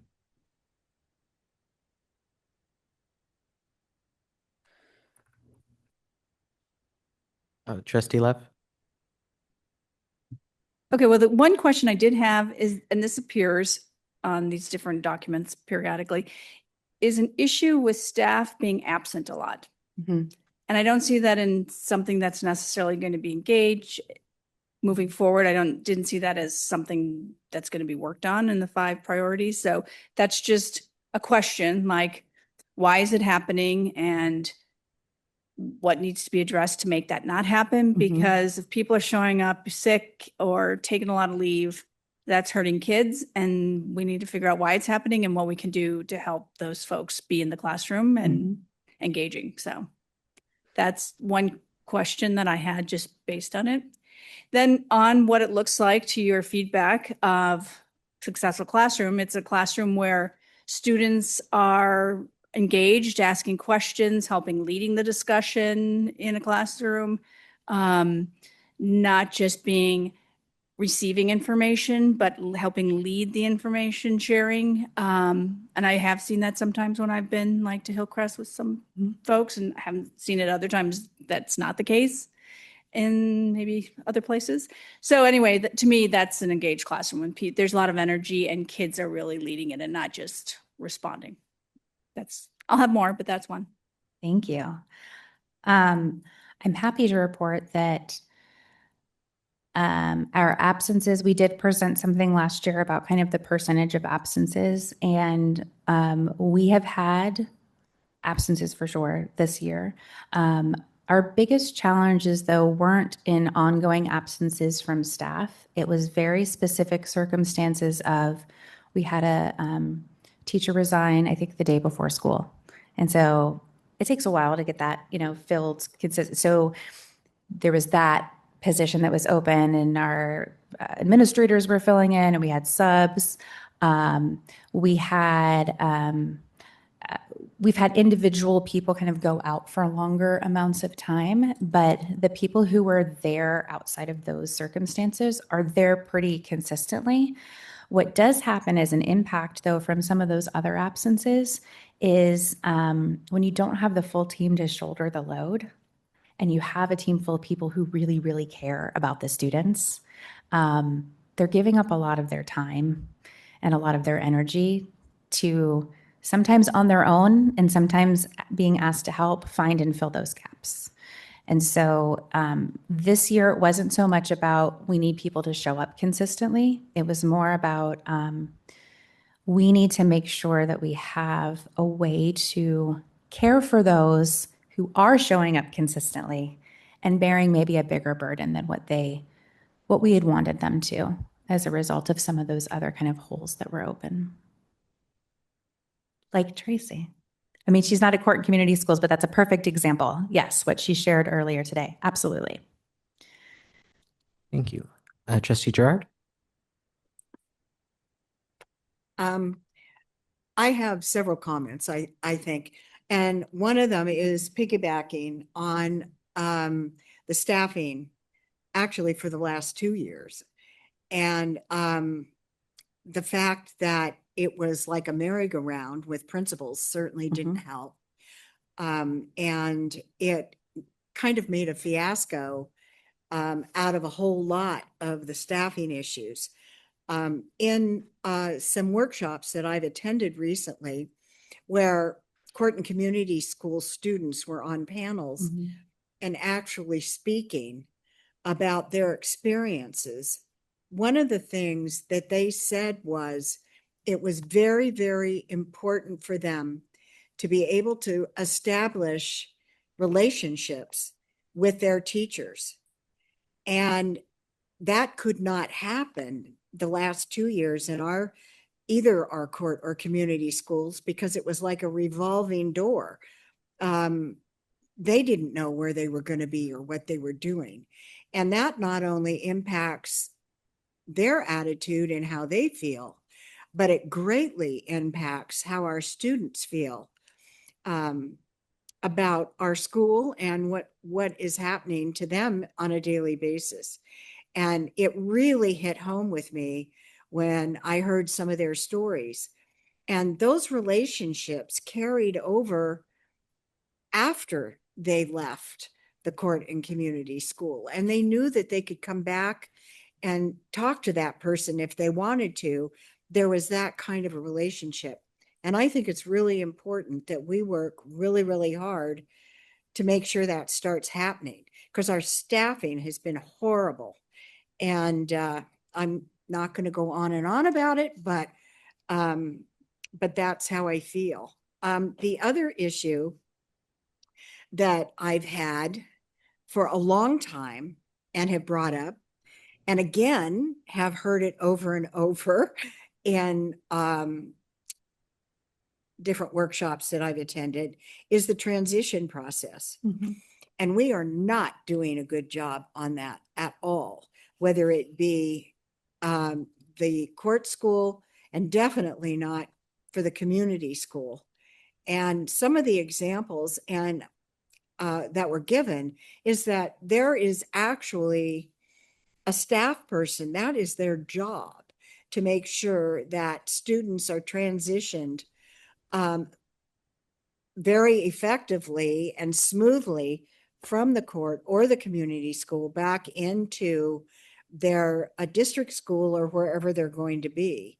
And we know for a fact from talking to students and also to school districts that sometimes there's several weeks that this student is lost somewhere, and we really have to fix it so that when a student is ready to leave, they're not out in la la land somewhere while people are trying to figure out what to do. And it really bothers me a lot that I know it's happening.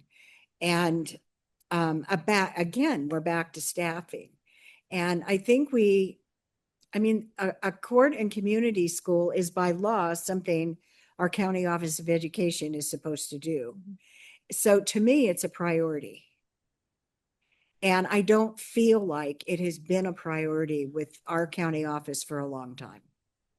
And I want it to be a priority, because I feel like if it's a priority, the districts in this county are going to want to send their students to us. Right now, we're practically begging for them to send students to us. But if we have a really good program, they'll want to send students to us because they'll know that we can help their students. And the students are going to go back and say, hey, I had a really good experience here. So I guess right now that's my 2 cents. I know you guys have been working hard, but I feel like we have to open our pocketbook and open ourselves to ideas to really, and I know that there's all kinds of stuff out there, but at a conference that we just attended, Solano County was talking about their community school, and they sent us some what would you call it, Chelsea, diagrams or the paperwork we got from Solano that we looked at. Oh, I think it's the SIPSA. Right, and it tied into LCAP. I mean, I said, oh, good, they did the work. Let's hand it over here to our people, and then they don't have to do it. They just have to copy this. But, you know, when you hear about all the successes, and up in Lake County and Ukiah, you know, those are districts that have a lot of low income students in those areas, but yet they have really successful schools. So I just feel like we have to do better. Thank you. I took notes on all of that. And I also want to mention something that kind of happened. Yes, to all the making sure that we're very, purposeful and intentional and prioritizing. And I happened to be on campus the other day at Gateway, and I saw Dr. Sneed, and she let me know, oh, we're going to have some counselors from, oh, I forget what school it was. That's terrible, but I can ask her. But they were bringing the whole counseling team and the assistant principal, because we had a few of our students both at Gateway and Hillcrest, or a few of their students at Gateway and Hillcrest. And she said that they were having kind of these transition meetings. And the team there said, you know, we've never actually seen Gateway. We've never been there. So let's go out and see it. And then then they met together for, maybe an hour. And in talking with Dr. Sneed afterwards, she said, you know, this would be really great if we made this a regular thing with all of our district partners, because we do want to have that close connection. We want them to feel closely connected to students. So I thought that was a really great idea. And so, you know, also figuring out ways to, I heard you say open your pocketbooks, and I put a star by that one. I'm just kidding. I didn't do that. But there are some, okay, open repository star. But there are some really low to no cost human connections that can be really helpful too. And so I thought of that when you were sharing your feedback, and I wanted to make sure that I made that visible, because I thought that was a really great idea that she came up with and turning into maybe an ongoing practice. I love it. Yeah. Yeah. Trustee Bonini. Thank you for the presentation and for the questions. I want to, I guess, piggyback on what Beverly shared. So when we're talking about the resources and the staffing and whether we have time to implement the new approved curriculum and all the things, one question, and I would say a theme that comes up in the committees I'm on, so it would be like the Gateway Committee, Budget Committee, and we're having the budget discussion tomorrow, right? And a question that we pose in those spaces, if we were going to make Gateway what we want it to be and prioritize it, what does that look like? We're asking as a board, how can we help make that happen? And I think part of it is the resources. I think part of it is having more money allocated to that. We have some money in our reserves that sits there, right? And so as we've been talking through the budget process, we've been talking about what are some ideas on how we can serve our students today with resources that we have. And I think it would be a small amount of the amount we actually have. But I think we do need more staffing. As we watched the evolution of Gateway over the last few years, we know there are far fewer staff there than there once were. There are also fewer students, but we're talking about this chicken and egg thing. And as Beverly said, if the program is more substantive and is meeting the needs, and we're measuring things, I'll talk about that in kind of my second point, but if we have something to pull them to and show them that we have some outcomes that are good and improved, then they will come. If you build it, they will come, right? And so I think that requires more resources. So the question again is, what are the resources that you need to do that? And I don't know if it's the discussion is happening internally because we're not there. But as a board, we're having discussions about the budget and we're diving into that. And so I think it's really important that we understand if we had another person here. I've asked questions around like literacy, right?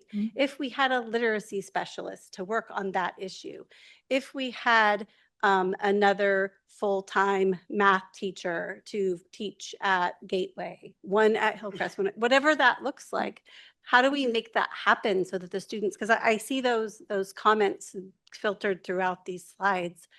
We need more direct instruction. We need more help in math. I read that on one of the slides from a student comment. So I think we need to understand that more. And I know we're mid-cycle for the LCAP, but I also think that that doesn't mean we can't have some goals put in there for us to give you to I guess to advocate for that in our budget discussions, right? Yeah.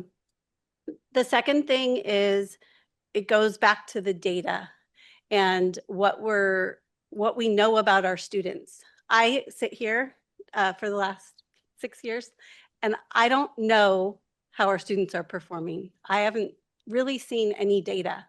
I haven't seen baseline data. I haven't seen growth data. I don't know how they're doing. And then for years, all these years, and even before that, I watched meetings, right? And there were questions. Well, what are the students doing next? That's the transition or the longitudinal like outcomes. I don't know that we've ever received that. And so I feel like those are things, if we know more, we can then we understand how it's working and we can give more, feedback. But I also think that then that informs what we're doing.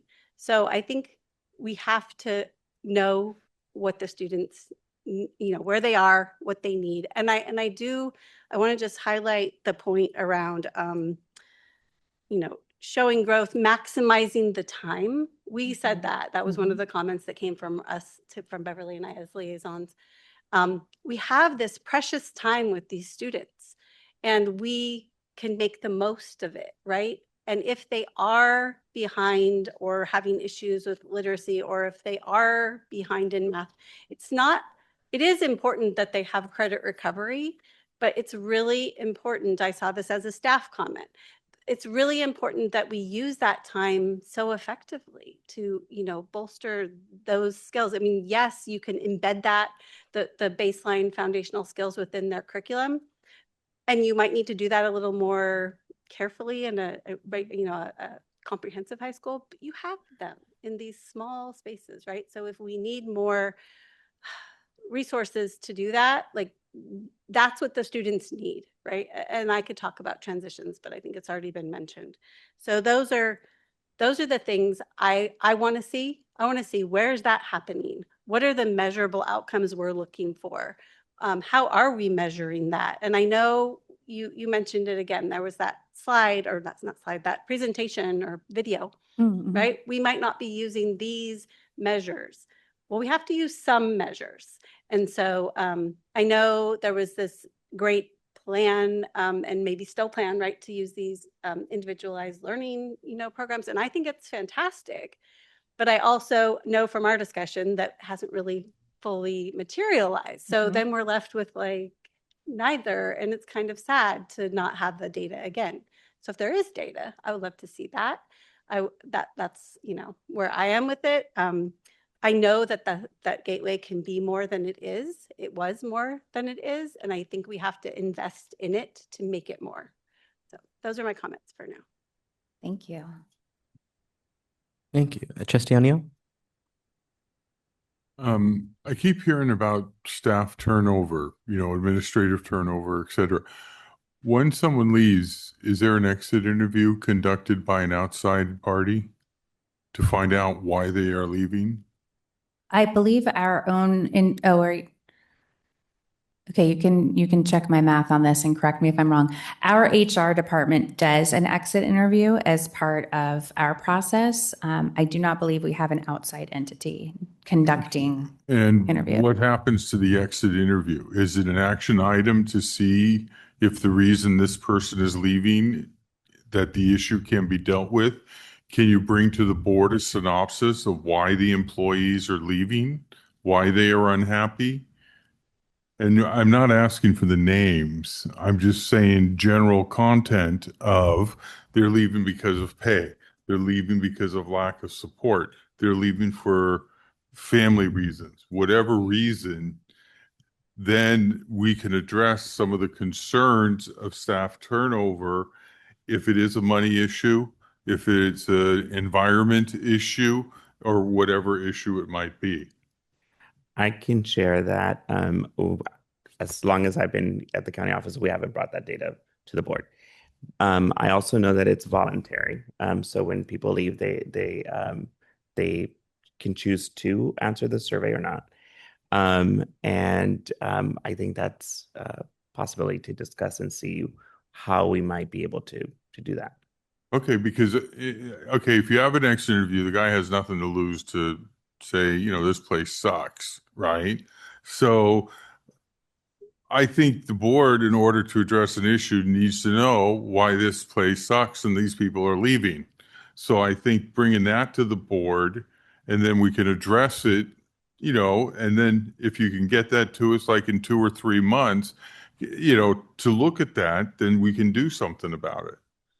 And were you going to say something? I will say that internally we used to use that information in cabinet and core cabinet to make decisions for the organization, as well as the staff survey that we send out to everybody. Mm-hmm. Yeah. Okay. And then another question is I just came from Ukiah, and they had CTE, Court and Community from Lake County, and they were heavily involved in bringing the kids, though obviously Hillcrest can't go, but the Gateway kids, to community businesses to show them jobs, etc. Okay. And I'm on the CTE advisory committee with Susan Ryan, and she just related a story where in Redwood City, I guess there's an Innovation High down there, that they took their kids out to the port of Redwood City, and the kids were so into watching the barges be tied up, the equipment being run, and one of them went off to the side and was talking to a guy, and she saw him shake hands, and the kid took and I guess Susan asked what happened. He says, "Oh, he told me if I finish my classes, he will hire me." So how integrate, and you're talking about in these documents here, CTE has not been integrated or started. Why does CTE operate as a silo and Gateway operate as a silo? Because I got this, I don't have the sheet with me, but there must have been at least 12 field trips CTE sent kids on. Why isn't Gateway going on those field trips for CTE? Are you talking about our CTE department at 101? Yes. Oh, so we are heavily implementing CTE at Gateway. So our college C3, College Career Community Partnerships department is, they're definitely there if we need any kind of advisory or technical assistance, but because we're so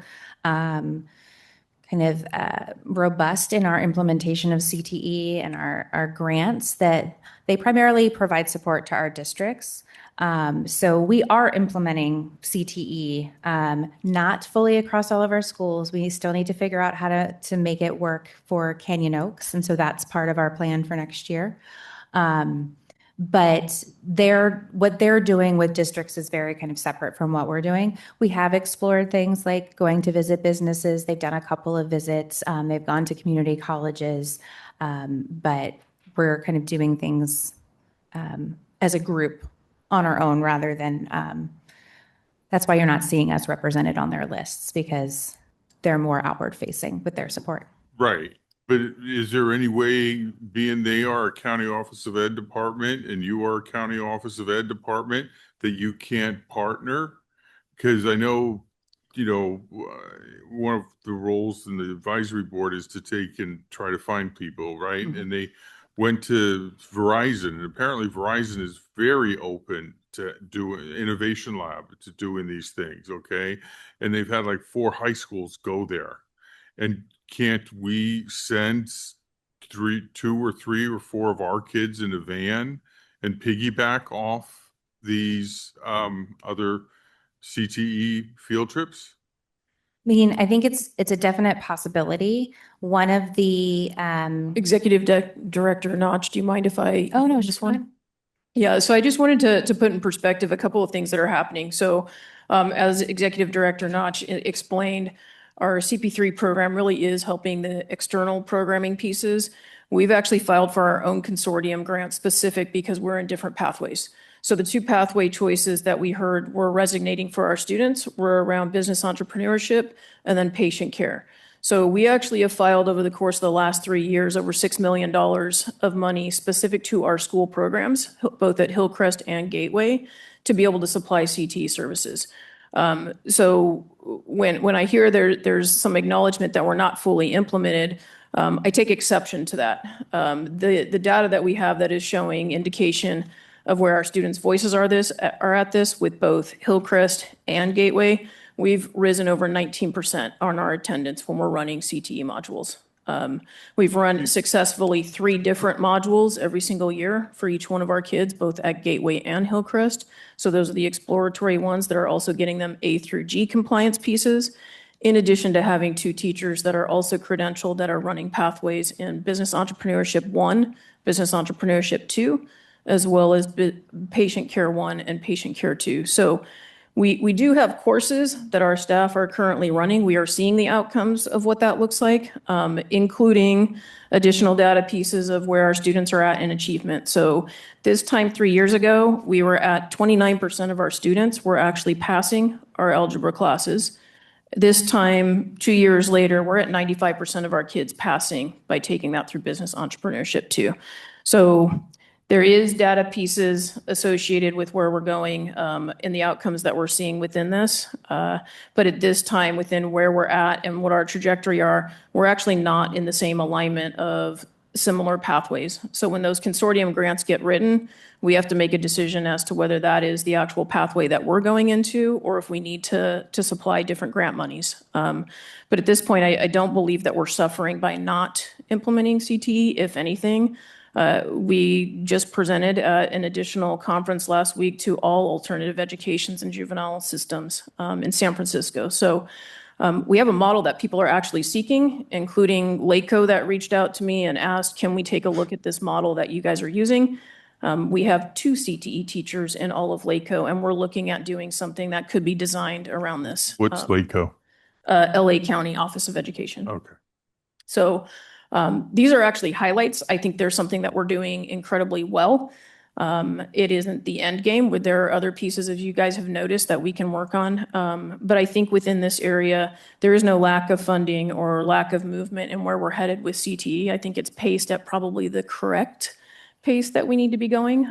We have some refinement with rigor and some other pieces, but I am incredibly proud of the teachers that have moved into this space, and I'm incredibly proud of how our kids are also responding to it. Probation has also moved into this space. They have moved through achieving additional funding to be able to offer even additional module pieces with Paxton Patterson and other pieces around HVAC, electrician work, and pieces within that. So I think if anything, our kids will have more opportunity to be included in CTE work and the educational side of that as well. Theme 4, staff and board input. CTE pathways and course access are still being expanded. Implementation hasn't landed at all sites. No system yet to support work experience. Students said CTE classes were named among the most helpful experiences during their time here, and students asked for more CTE classes and pathways. Okay, now am I misinterpreting this, that there needs to be more CTE and more implementation in here? Because that's what you said in theme 4, reading it from your report. Sure. So there's a couple of things, right? And this goes back to what Director Notch was saying and what some of you guys have said, which is it's yes and. So our kids need to have opportunities to CTE, but we also have a due diligence to make sure that they're taking other academic courses that are getting them state standards ready. So there are other pieces within credit recovery and other things that we have to offer. If they could do wall-to-wall CTE in every single class, I'll put my entire retirement on this. Our kids are going to want to do that. It's active learning, it's hands-on learning, it's relevant learning, and they can see a pathway forward. But the reality of state requirements, in addition to, it's not going to allow us to implement at this point with the numbers that we have more than 2 pathways, which is really looking at 2 additional classes, right? So you currently have 4 classes across the board, plus another 4 that come in module format. So essentially our kids within a 2-year cycle have up to 8 courses. That's more than our comprehensive schools across districts would have. So the implementation, would our kids love to do CTE all day long with every period? Of course.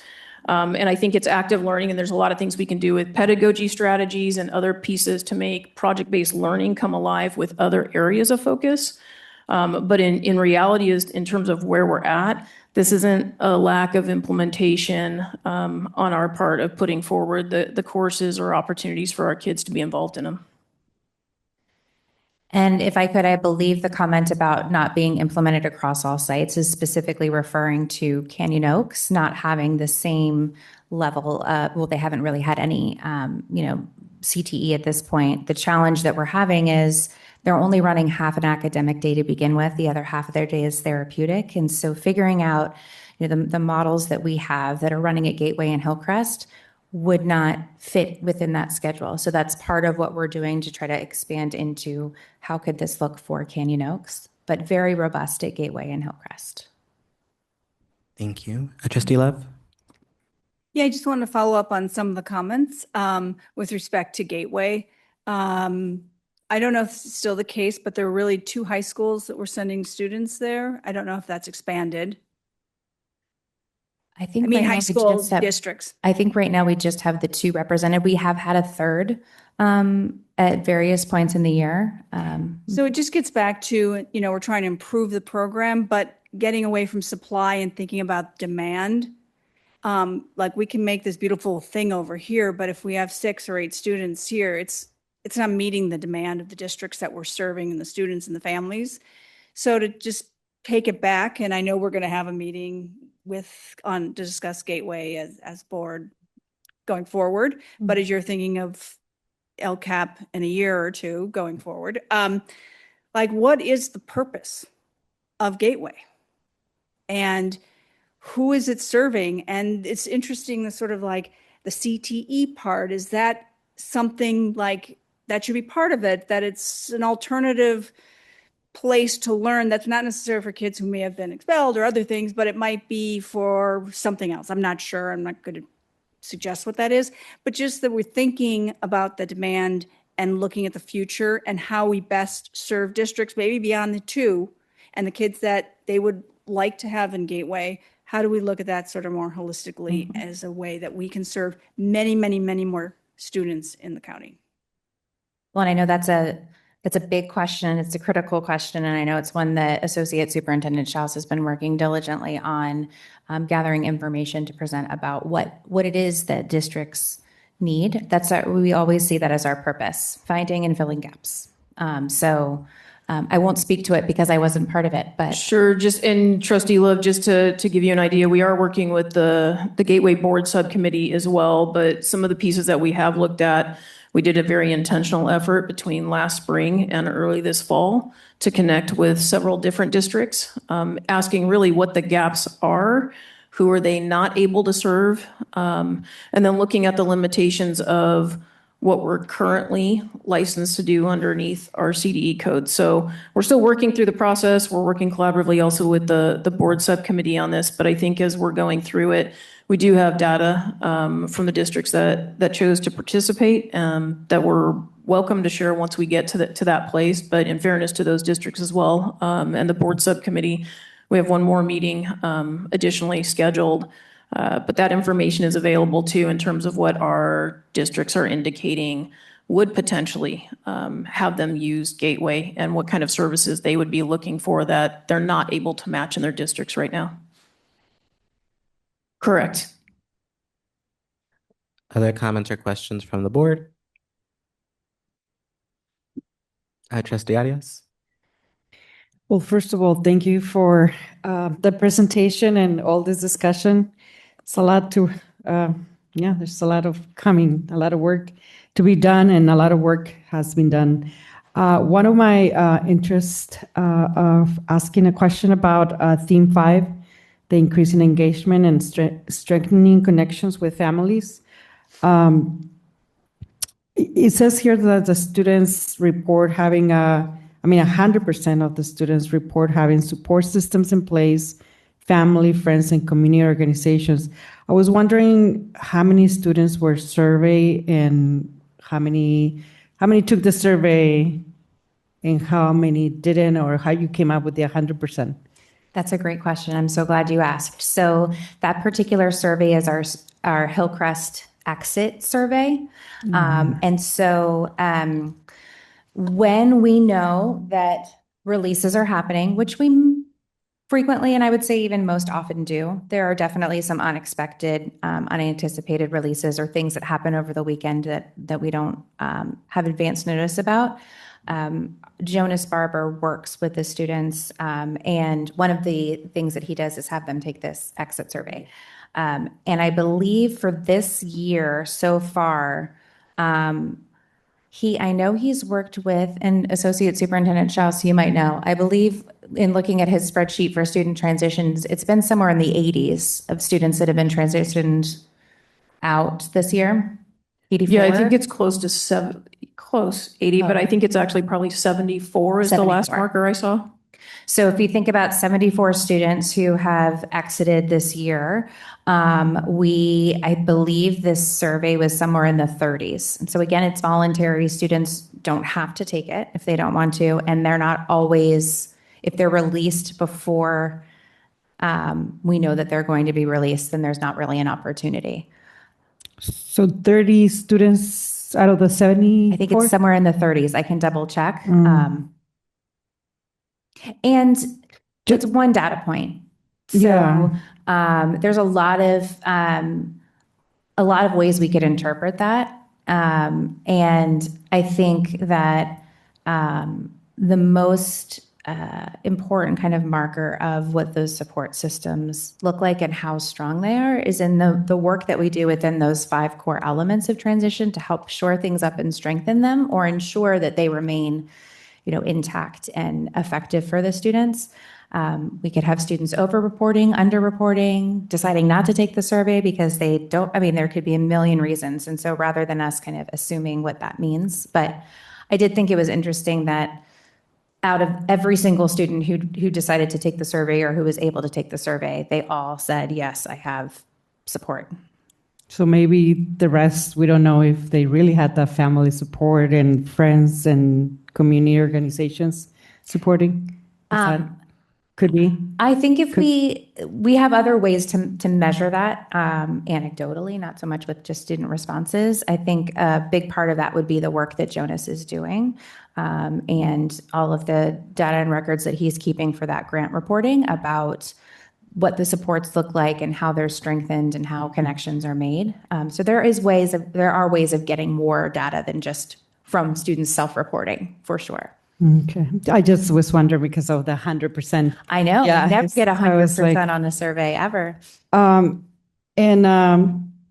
So can I just to help me understand, so these students, you said this are like Hillcrest exit.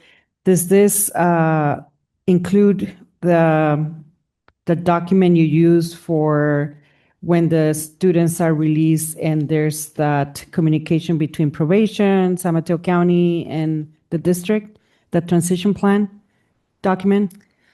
It's separate from the transition plan document. So we have several things that we're doing to support the transition of the students. The survey is one of them, and it also includes a lot of the title requirements that we have in order to make sure that we're checking in on different pieces for the title compliance. But the transition plan is separate from this.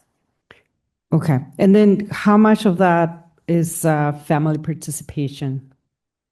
In the transition plan? Yeah.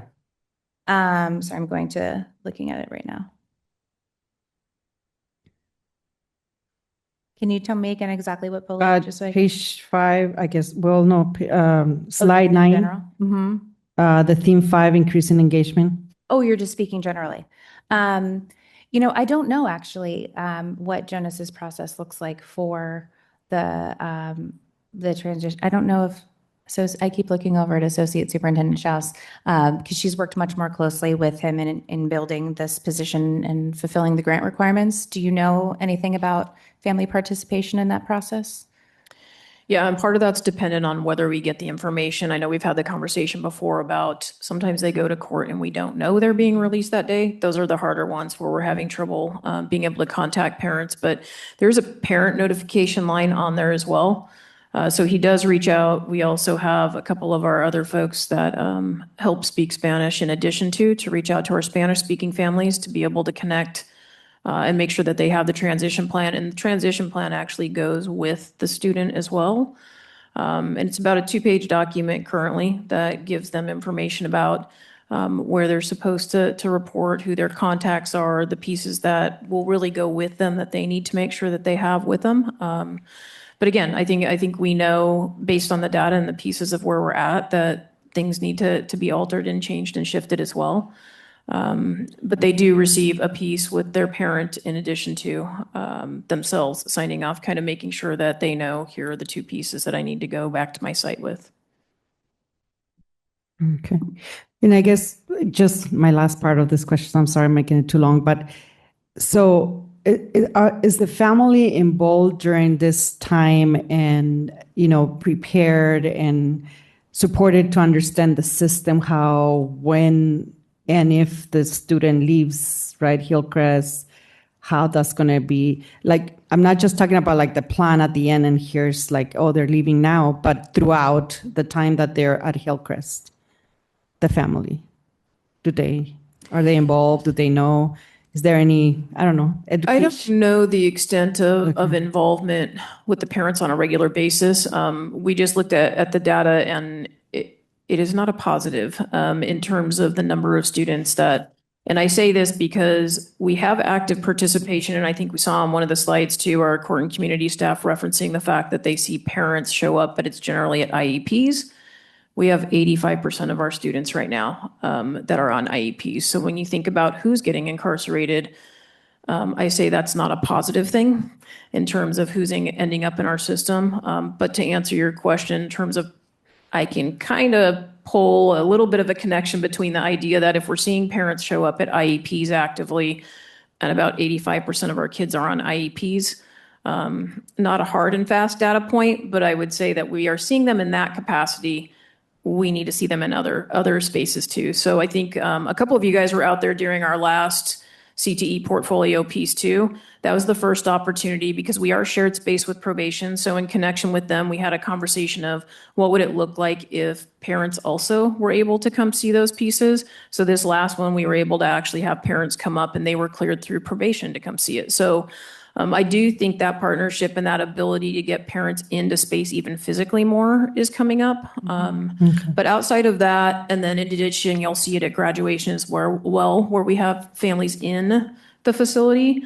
But I do think that that's getting wider when we ask the question of could we bring some more folks in person as well?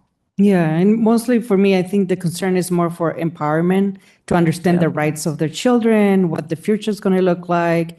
They've been at Hillcrest, so that's going to affect their future in a certain way. But yeah, just that's an area of growth for sure. Just looking at the advocacy of things that will come up on job employment pieces and things like that. So definitely an extension of what we need to be doing. Great. Thank you. Thank you. Of course. And one thing I wanted to point out is in that 5 core elements of transition support document, I think this perfectly aligns with institutional collaboration. So we're talking about all the different ways that we can support families and help them prepare for what's coming up. They have probation supporting them. They have their, legal defense, whether it's, someone private or a public defender's office. They have BHRS supporting them. So there's a lot of these pieces, community agencies, JJDPC. So we know there's all these different folks that are coming together to take pieces of that. And so really strengthening that collaboration and making sure that there's no part that one person or one entity is going to hold, just by themselves. And so really ensuring that we're identifying what SMCOE's role would best be in that transition process. Trustee Alvaro, you're a tiny box, so I want to make sure I don't miss you. Is there anything you'd like to comment or ask? I'm a tiny box, huh? Never been called that before. No, I've been kind of mulling over all of it, and I think I might come up with some questions down the line that I will submit to both Ms. Notch and Ms. Schaus. But right now, I'm basically hearing the answers to things I'm asking. And a big question always has been, that sort of chicken and egg thing, going back all the years I've been on the board. We have to provide court schools. We don't have to provide community schools by law. We do it because it's the right thing to do. And then we're always in that, okay, how can we make it more robust? Then it costs more. Then the districts don't want to send their students. Then we lose students. Then we have, it's that, and it's been an ongoing process for, 30 some years that I know of. So that's just my thought, is that how do we give the students what they need, what they deserve, and make the program so that it actually, I'm not saying self-sustaining, but we don't want to make it so expensive that the districts don't want to use us, because then the point is moot. So I will think of some more ideas as I read through the materials some more, and then I'll get back to you, both Sarah and Chris, with some questions later on. Thank you. I'm gonna go to, because mine correlate a little bit to Trustee Alvaro's, and I'll come back. When just thinking about needs and how we can be successful. Just a quick story. When I was a principal, I came into a school where there was no principal for 2 years. There were 7 teacher vacancies plus 12 other staff vacancies. And so, yes, that is going to prevent any LCAP goals from happening. So I think before even, yes, LCAP is important, but I think there needs to be some staffing plan put in place collaboratively with other departments to make sure that we get good quality, qualified folks to lead, because it'll help fix that, so that way we can get to what the LCAP should be. And then I think in terms of what's coming, I've also been successful in like strategic planning, and I think partnerships are very important. And I'm thinking of how we can leverage the JJDPC as a partner. I'm thinking about how we can collaborate with other counties. Like I know Lake County was mentioned several times. They have a great model. They had a great partner. So I don't know what we're doing to go collaborate with other counties to see what they're doing, to see what we can bring here. And then the part of like if there's 6 to 8 students, and if that's a need, if there was 1 student, to me, that's a need. Every single one of our students matters. If it's just 1 student and this program is designed for them to succeed, we're going to do it. But that's just my opinion, and I will pass it over to Trustee Benini. Thank you. I just wanted to say one thing about Gateway, and as it relates to this, in terms of how we are, what is the role of the school, right? And when we go back in time and we talked about when it was proposed to close the school, and we had the discussion about why do we need it? It's part of the plan for, expelled students and such, but really the answer was there are students who cannot be on their campuses for whatever reason, or it may be the best place for them, or literally if they're a special education student, it may be the least restrictive environment for them, right? But if we don't have it, then there are students who would be in that category who cannot, because they're not allowed to be on their campus, they would be at home, right? That was the answer that the districts gave us. They would be at home on independent study or whatever that looks like. And to me, that is just not acceptable. So that is my vision of why we have it and what we need to do for those students to get them back into a space where they can be. So I just needed to say that. And then my only, my question, and just as a steps forward, because I know we've had, a meeting with our as liaisons, and then we have all this great feedback, which is really helpful to see everyone's feedback sort of consolidated on these themes. And so my question really is, when this comes to us for approval in a couple of weeks, or, it's a couple of weeks, right? A few weeks. Yes. Do you anticipate there being some substantive, I know it's mid-cycle, so that's why I'm sort of saying this, but do you anticipate there being some, any changes, action items, measurable outcome sort of changes within that? Is that, because I see a lot of opportunity for that here, and I'm just curious, as a preview maybe, if that's where we're headed, like that we might see some of it. I know we've said a lot and there's a lot of feedback here, so maybe it's not all going to be there. It might be the re-up, but I'm just curious. It definitely will not be a carbon copy of this current year's LCAP, even though we really are mindful about wanting to implement as much as we can to inform that full rewrite. So we don't want to make sweeping changes. So the goals will not change. The metrics and actions within the goals will likely, for the most part, largely stay the same. So we're not going to have all new metrics and actions under each goal. But several right now in draft form have been reworded, getting to the point that measuring in the right way, right? And so how are we, if we think that this is the right, if we think data in whatever form is the right piece to have in order to measure that overall goal, if we haven't been getting the results and it's something where we just need to make a change, it's not about implementation fidelity. It's about, oh, we're not actually looking at the right tools. We want to change those. I think what we're planning on doing after tonight is taking all of this feedback and really looking at the board's direction on priorities and considering what other things we might want to add in or in action items to help strengthen the supports that are going toward those goals. And then I think also the work that Associate Superintendent's doing with the Gateway project. Go ahead. Yeah, I think there are two specific areas that I see in the feedback that we've received, as well as feedback from staff and just some of the pieces with, earlier on in the year, we talked through SIPs and foundational literacy. We've gave some input into what that looked like in the early, foundational pieces of the lift. I anticipate underneath, though the goal may not change, the essence in that goal one of looking at academics, literacy has to be in action within that. So I would anticipate that based on everything that we have heard from all of you and what we're finding to be true as well, is that literacy needs to be an action piece that we place inside one, which will probably be moving into the rewrite as well, but there's no reason why we can't put that action into play.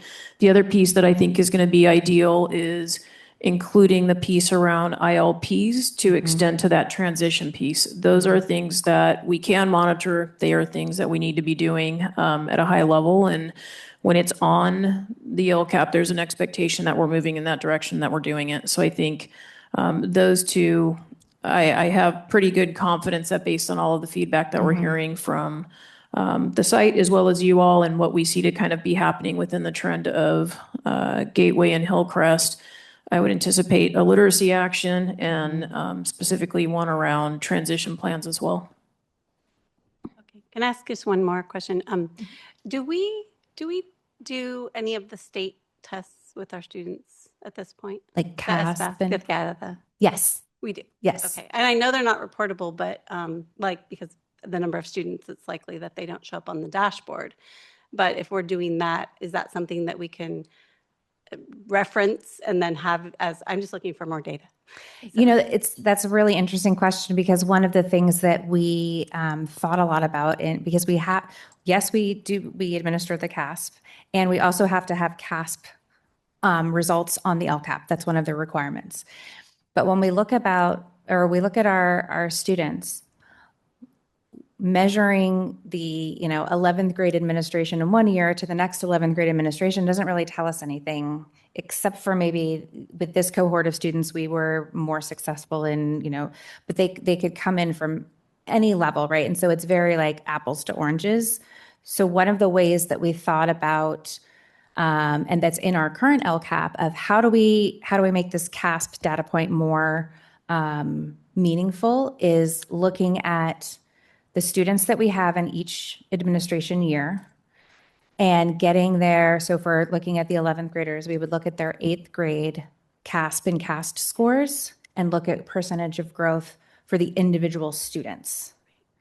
That's what I was thinking, because I mean, their longitude, I mean, you can see, you can go back. It's not like we were looking at with STAR where we're looking, okay, here's third grade, here's third grade. It actually, you can track it. And so reaching back further or into any space that we have any data for them or to their schools to know, well, this is kind of where they were. And then we could, because I think that will help us. I think it is motivating to see, oh, we are making a change. Like if we are doing something that's really effective, you know, whether it's the CTE and they're coming to class or it's whatever that is, and then, or they're getting their math credits or whatever, I feel like there must be a benchmark further back. If we don't have it, it must be there. So I love that idea. So I don't know if that's something we can talk about more in that context, but I like that. Thank you for asking that. Thank you. Any other comments or questions? Any from the public? I see no raised hands. Oh, there is a raised hand. Misty Seago. Hi, Misty. There you go. Misty, you should be able to speak now. Can you hear me? Yes. Okay, thank you. I was just going to, if it's okay, I'm a teacher in Court and Community Schools, and I really appreciate everything that everyone had said this evening. There's such knowledge on the board, especially for Gateway. I just wanted to kind of address what Miss Patricia Love had asked the question. You know, what is Gateway? I taught there for many years. I'm currently at Canyon Oaks. And I've stated this before to some of our board members, and I can tell you, when everyone has tried so hard, the districts, they worked so hard, and the parents have worked so hard, and the students have as well, and they can't seem to find a solution. And they want one, and they just don't know what else to do, and they're tired. They're really tired. What do? They turn to us, because what Gateway is what families have done since anyone can remember. They usually take their children to grandma's house, and grandma's going to love you no matter what, and she's going to take care of you, and she's not going to judge you, and she's going to give you the time that you need, a respite, but she'll still hold you to your obligations and watch after you. And I just wanted to state that because that's what I've seen all these years that people do in Court and Community. That's the kind of thing that they provide, the staff and the teachers. And it's what the students need. Whatever they need, that's what a grandmother would give. And that is what Gateway has always been.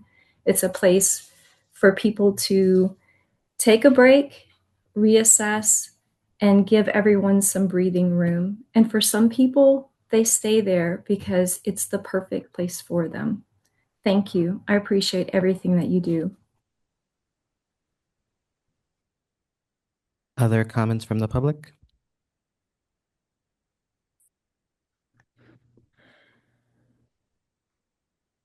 I see no other comments. Thank you. There is no action to take on this item. Thank you. For item 12B, when an ad hoc subcommittee meets or a representative attends a meeting related to their given assignment, board members may choose to bring a report to the board at this time. Would any board member like to report out? Trustee Lev? I just have a quick update from the Board Advocacy Subcommittee. So we had heard back from the Legislative Analyst's Office about this request that had gone through Senator Becker's office, and they were going to do a report, and it was modified from what the original ask was. So we are going back to them to explore a more comprehensive review. We can't really talk about it because it's the letter between the senator and the LAO. So I just wanted to share that that's going on. I also shared with Jen the guest perspective that David Lee, who is a Redwood City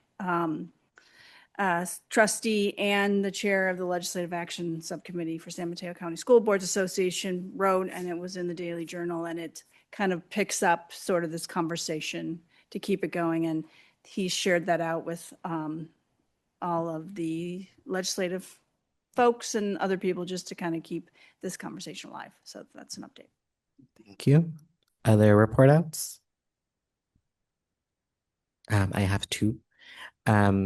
So our superintendent's salary subcommittee met. Our subcommittee received a superintendent compensation comparisons for Region 4, that's the Bay Area, and Class 3, which is our County Office of Education size. The topics of compensation of base salary, retirement, account contributions, master's and PhD stipends, health and welfare contributions, and longevity were discussed. It was noted that the superintendent compensation has not increased for the 2025 through 2026 fiscal year. A direction from the subcommittee is to implement a salary schedule for the superintendent position consistent with the classification and compensation study implemented for all SMCOE employee groups. The superintendent's salary will be on a regularly scheduled board meeting agenda in June as required by Board Law 9500.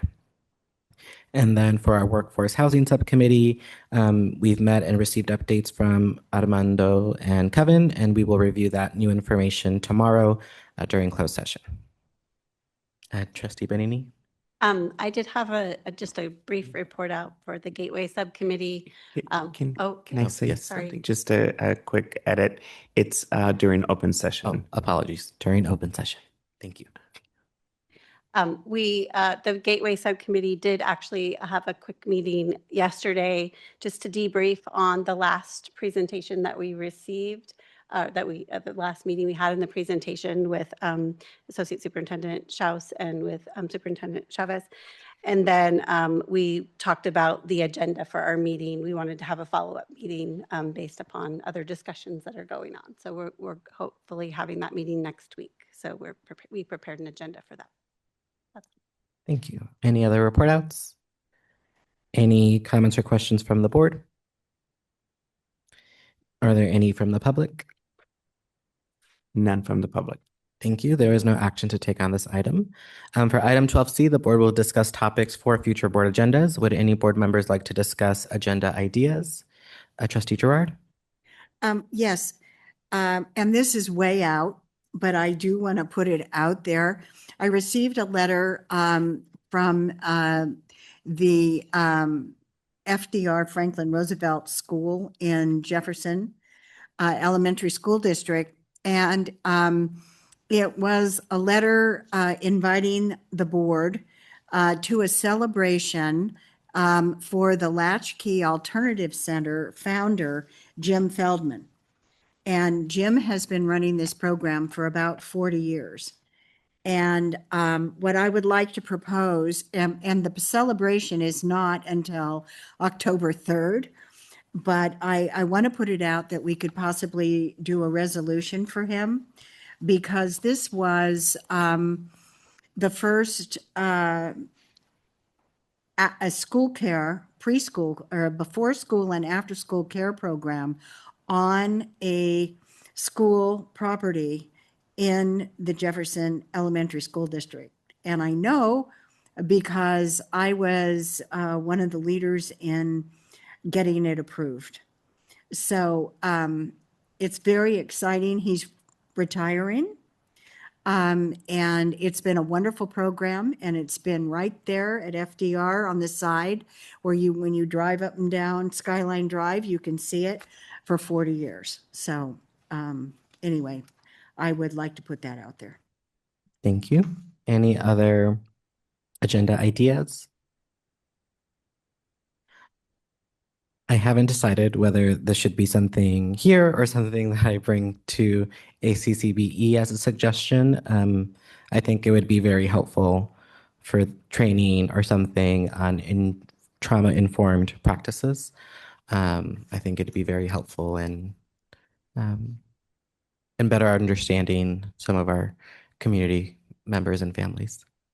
I don't know where I'm going with that yet, but just planting that seed now. There is no action to take on this item if there are no other suggestions. For item 12D, board members will comment. Trustee Alvaro? Thank you. I really don't have much. I just want to say that, every now and then it really,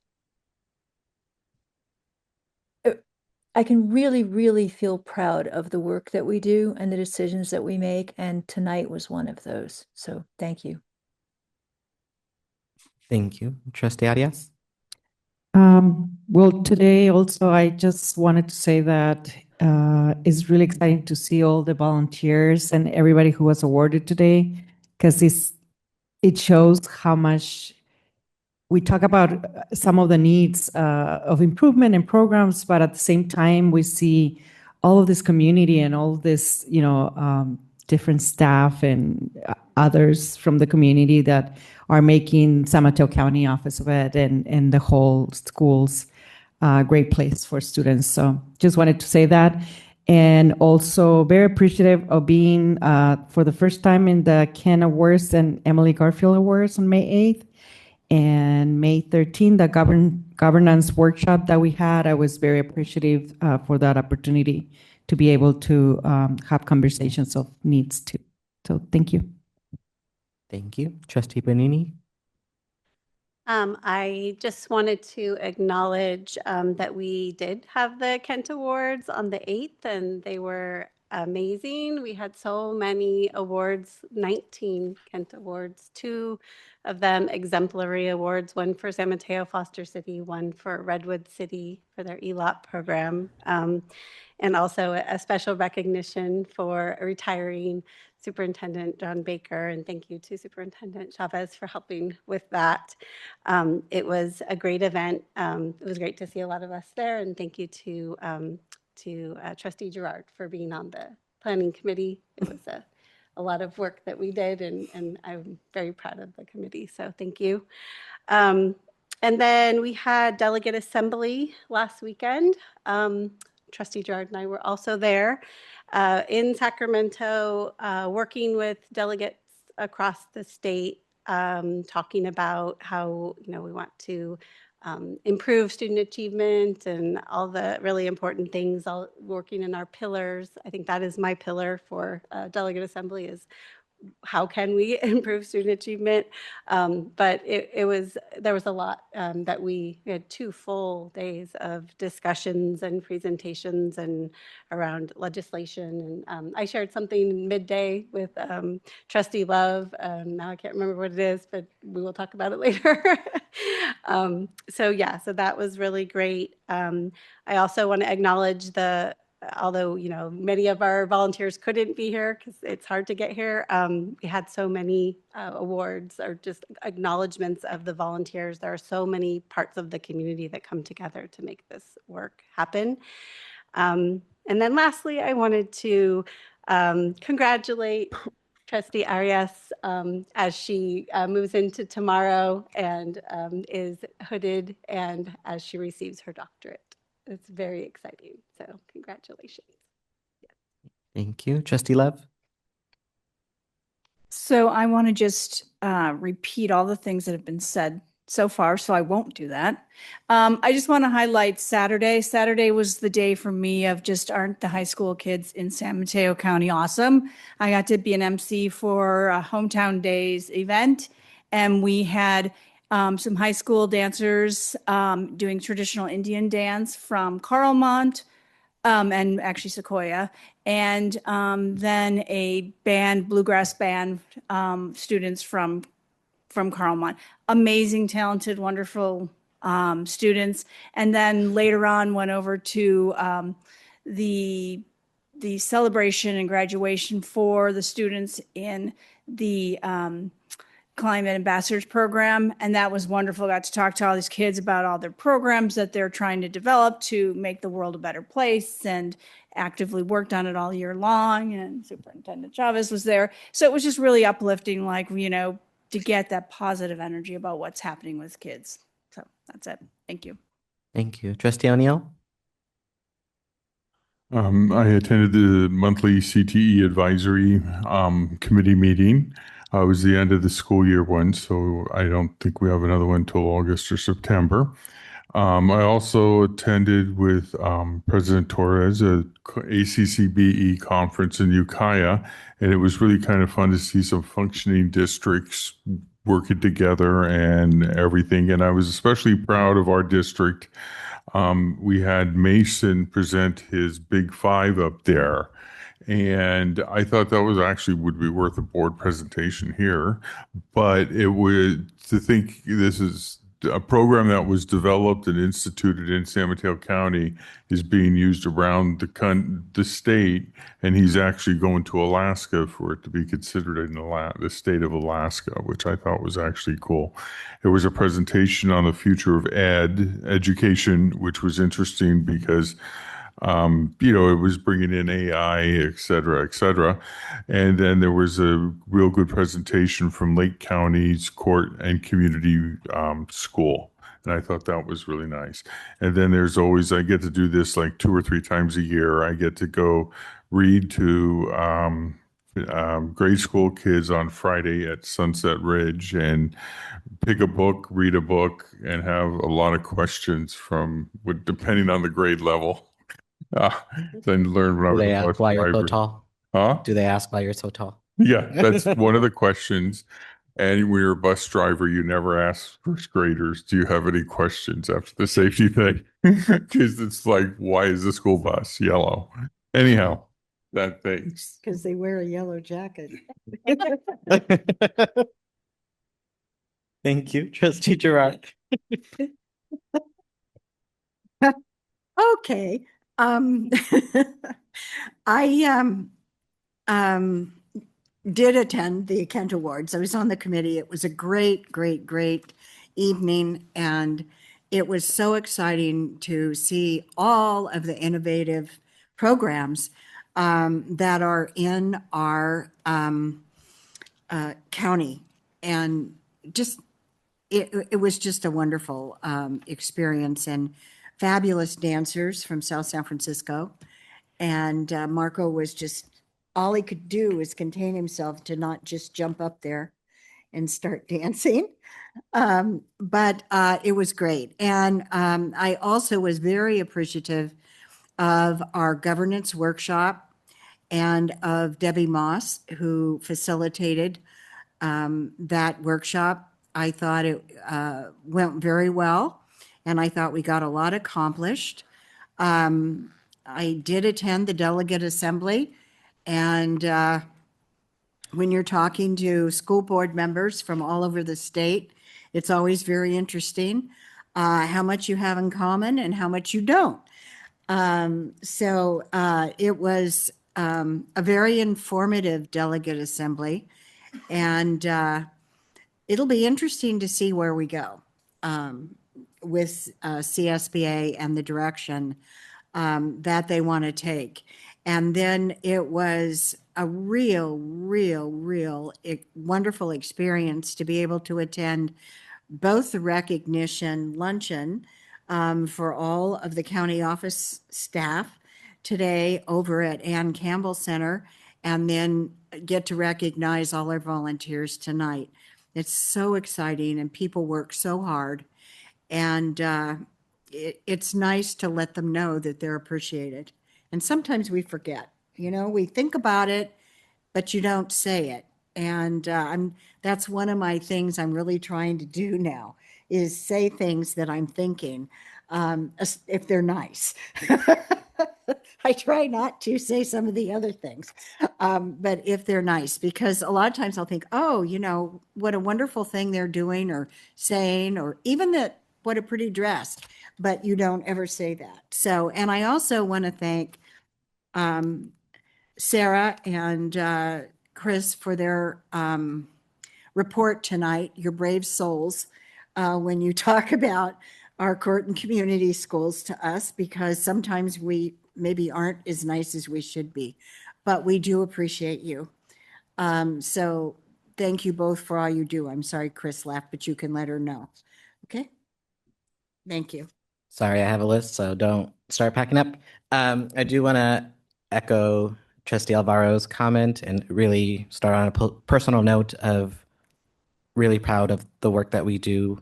And today was a great reminder of of my personal why and why I'm here. Very much needed in this very busy, hectic time where that can sometimes get lost. This past Friday, I was at the Rotary Club's 75th anniversary gala, and the El Camino High School Ensemble performed. And so it was amazing to see them. They did phenomenal. And it's just great to see what the Rotary Club is doing to support educators in schools. As Trustee O'Neill mentioned, I attended the ACCBE conference, Turning Knowledge into Action. Huge shout out to Mason. We got so many compliments about his presentation and just the amazing work that he's doing, which I know Trustee O'Neill touched on. He also talked about the great community school model of what's being done in Lake County.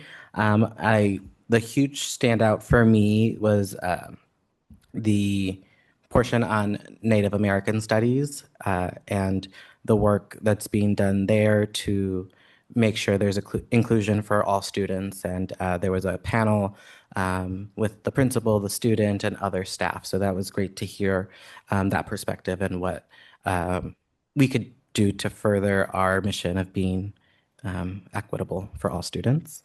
I want to take a moment to have just a huge appreciation for Deputy Superintendent Kevin Baltima. If you saw our agenda, he was on like every item. And I know we have our budget session tomorrow, and he's been in a lot of subcommittees. I think I've seen you every day this week on top of your day-to-day. And so I know there's a lot of work that you're putting in to support the board, to support the work, and ultimately everything that goes into supporting our students. So just know that it's a huge appreciation, and I really appreciate like the communication and just us working together. Thank you. And also want to recognize our county office staff. The Volunteer and Recognition Awards run so smoothly because of all the behind the scenes that happens with the mics and the tech and the setup and getting everything prepared. So please know that that does not go unseen, and all we have to do is show up and read. So thank you. And then a huge appreciation also for the board members in working together at our governance workshop. I think it's a huge testament of what can come out when we put our brains together. It's amazing what we can do, and I'm really excited for the work that we have coming up. And that's all I have. So our next meeting is our special, that's tomorrow. Okay, our next meeting will be the special meeting for the board budget study session on Thursday, May 21st, 2026 at 12 noon. And this meeting is now adjourned. Good night, everybody. Good night, Susan. See you tomorrow.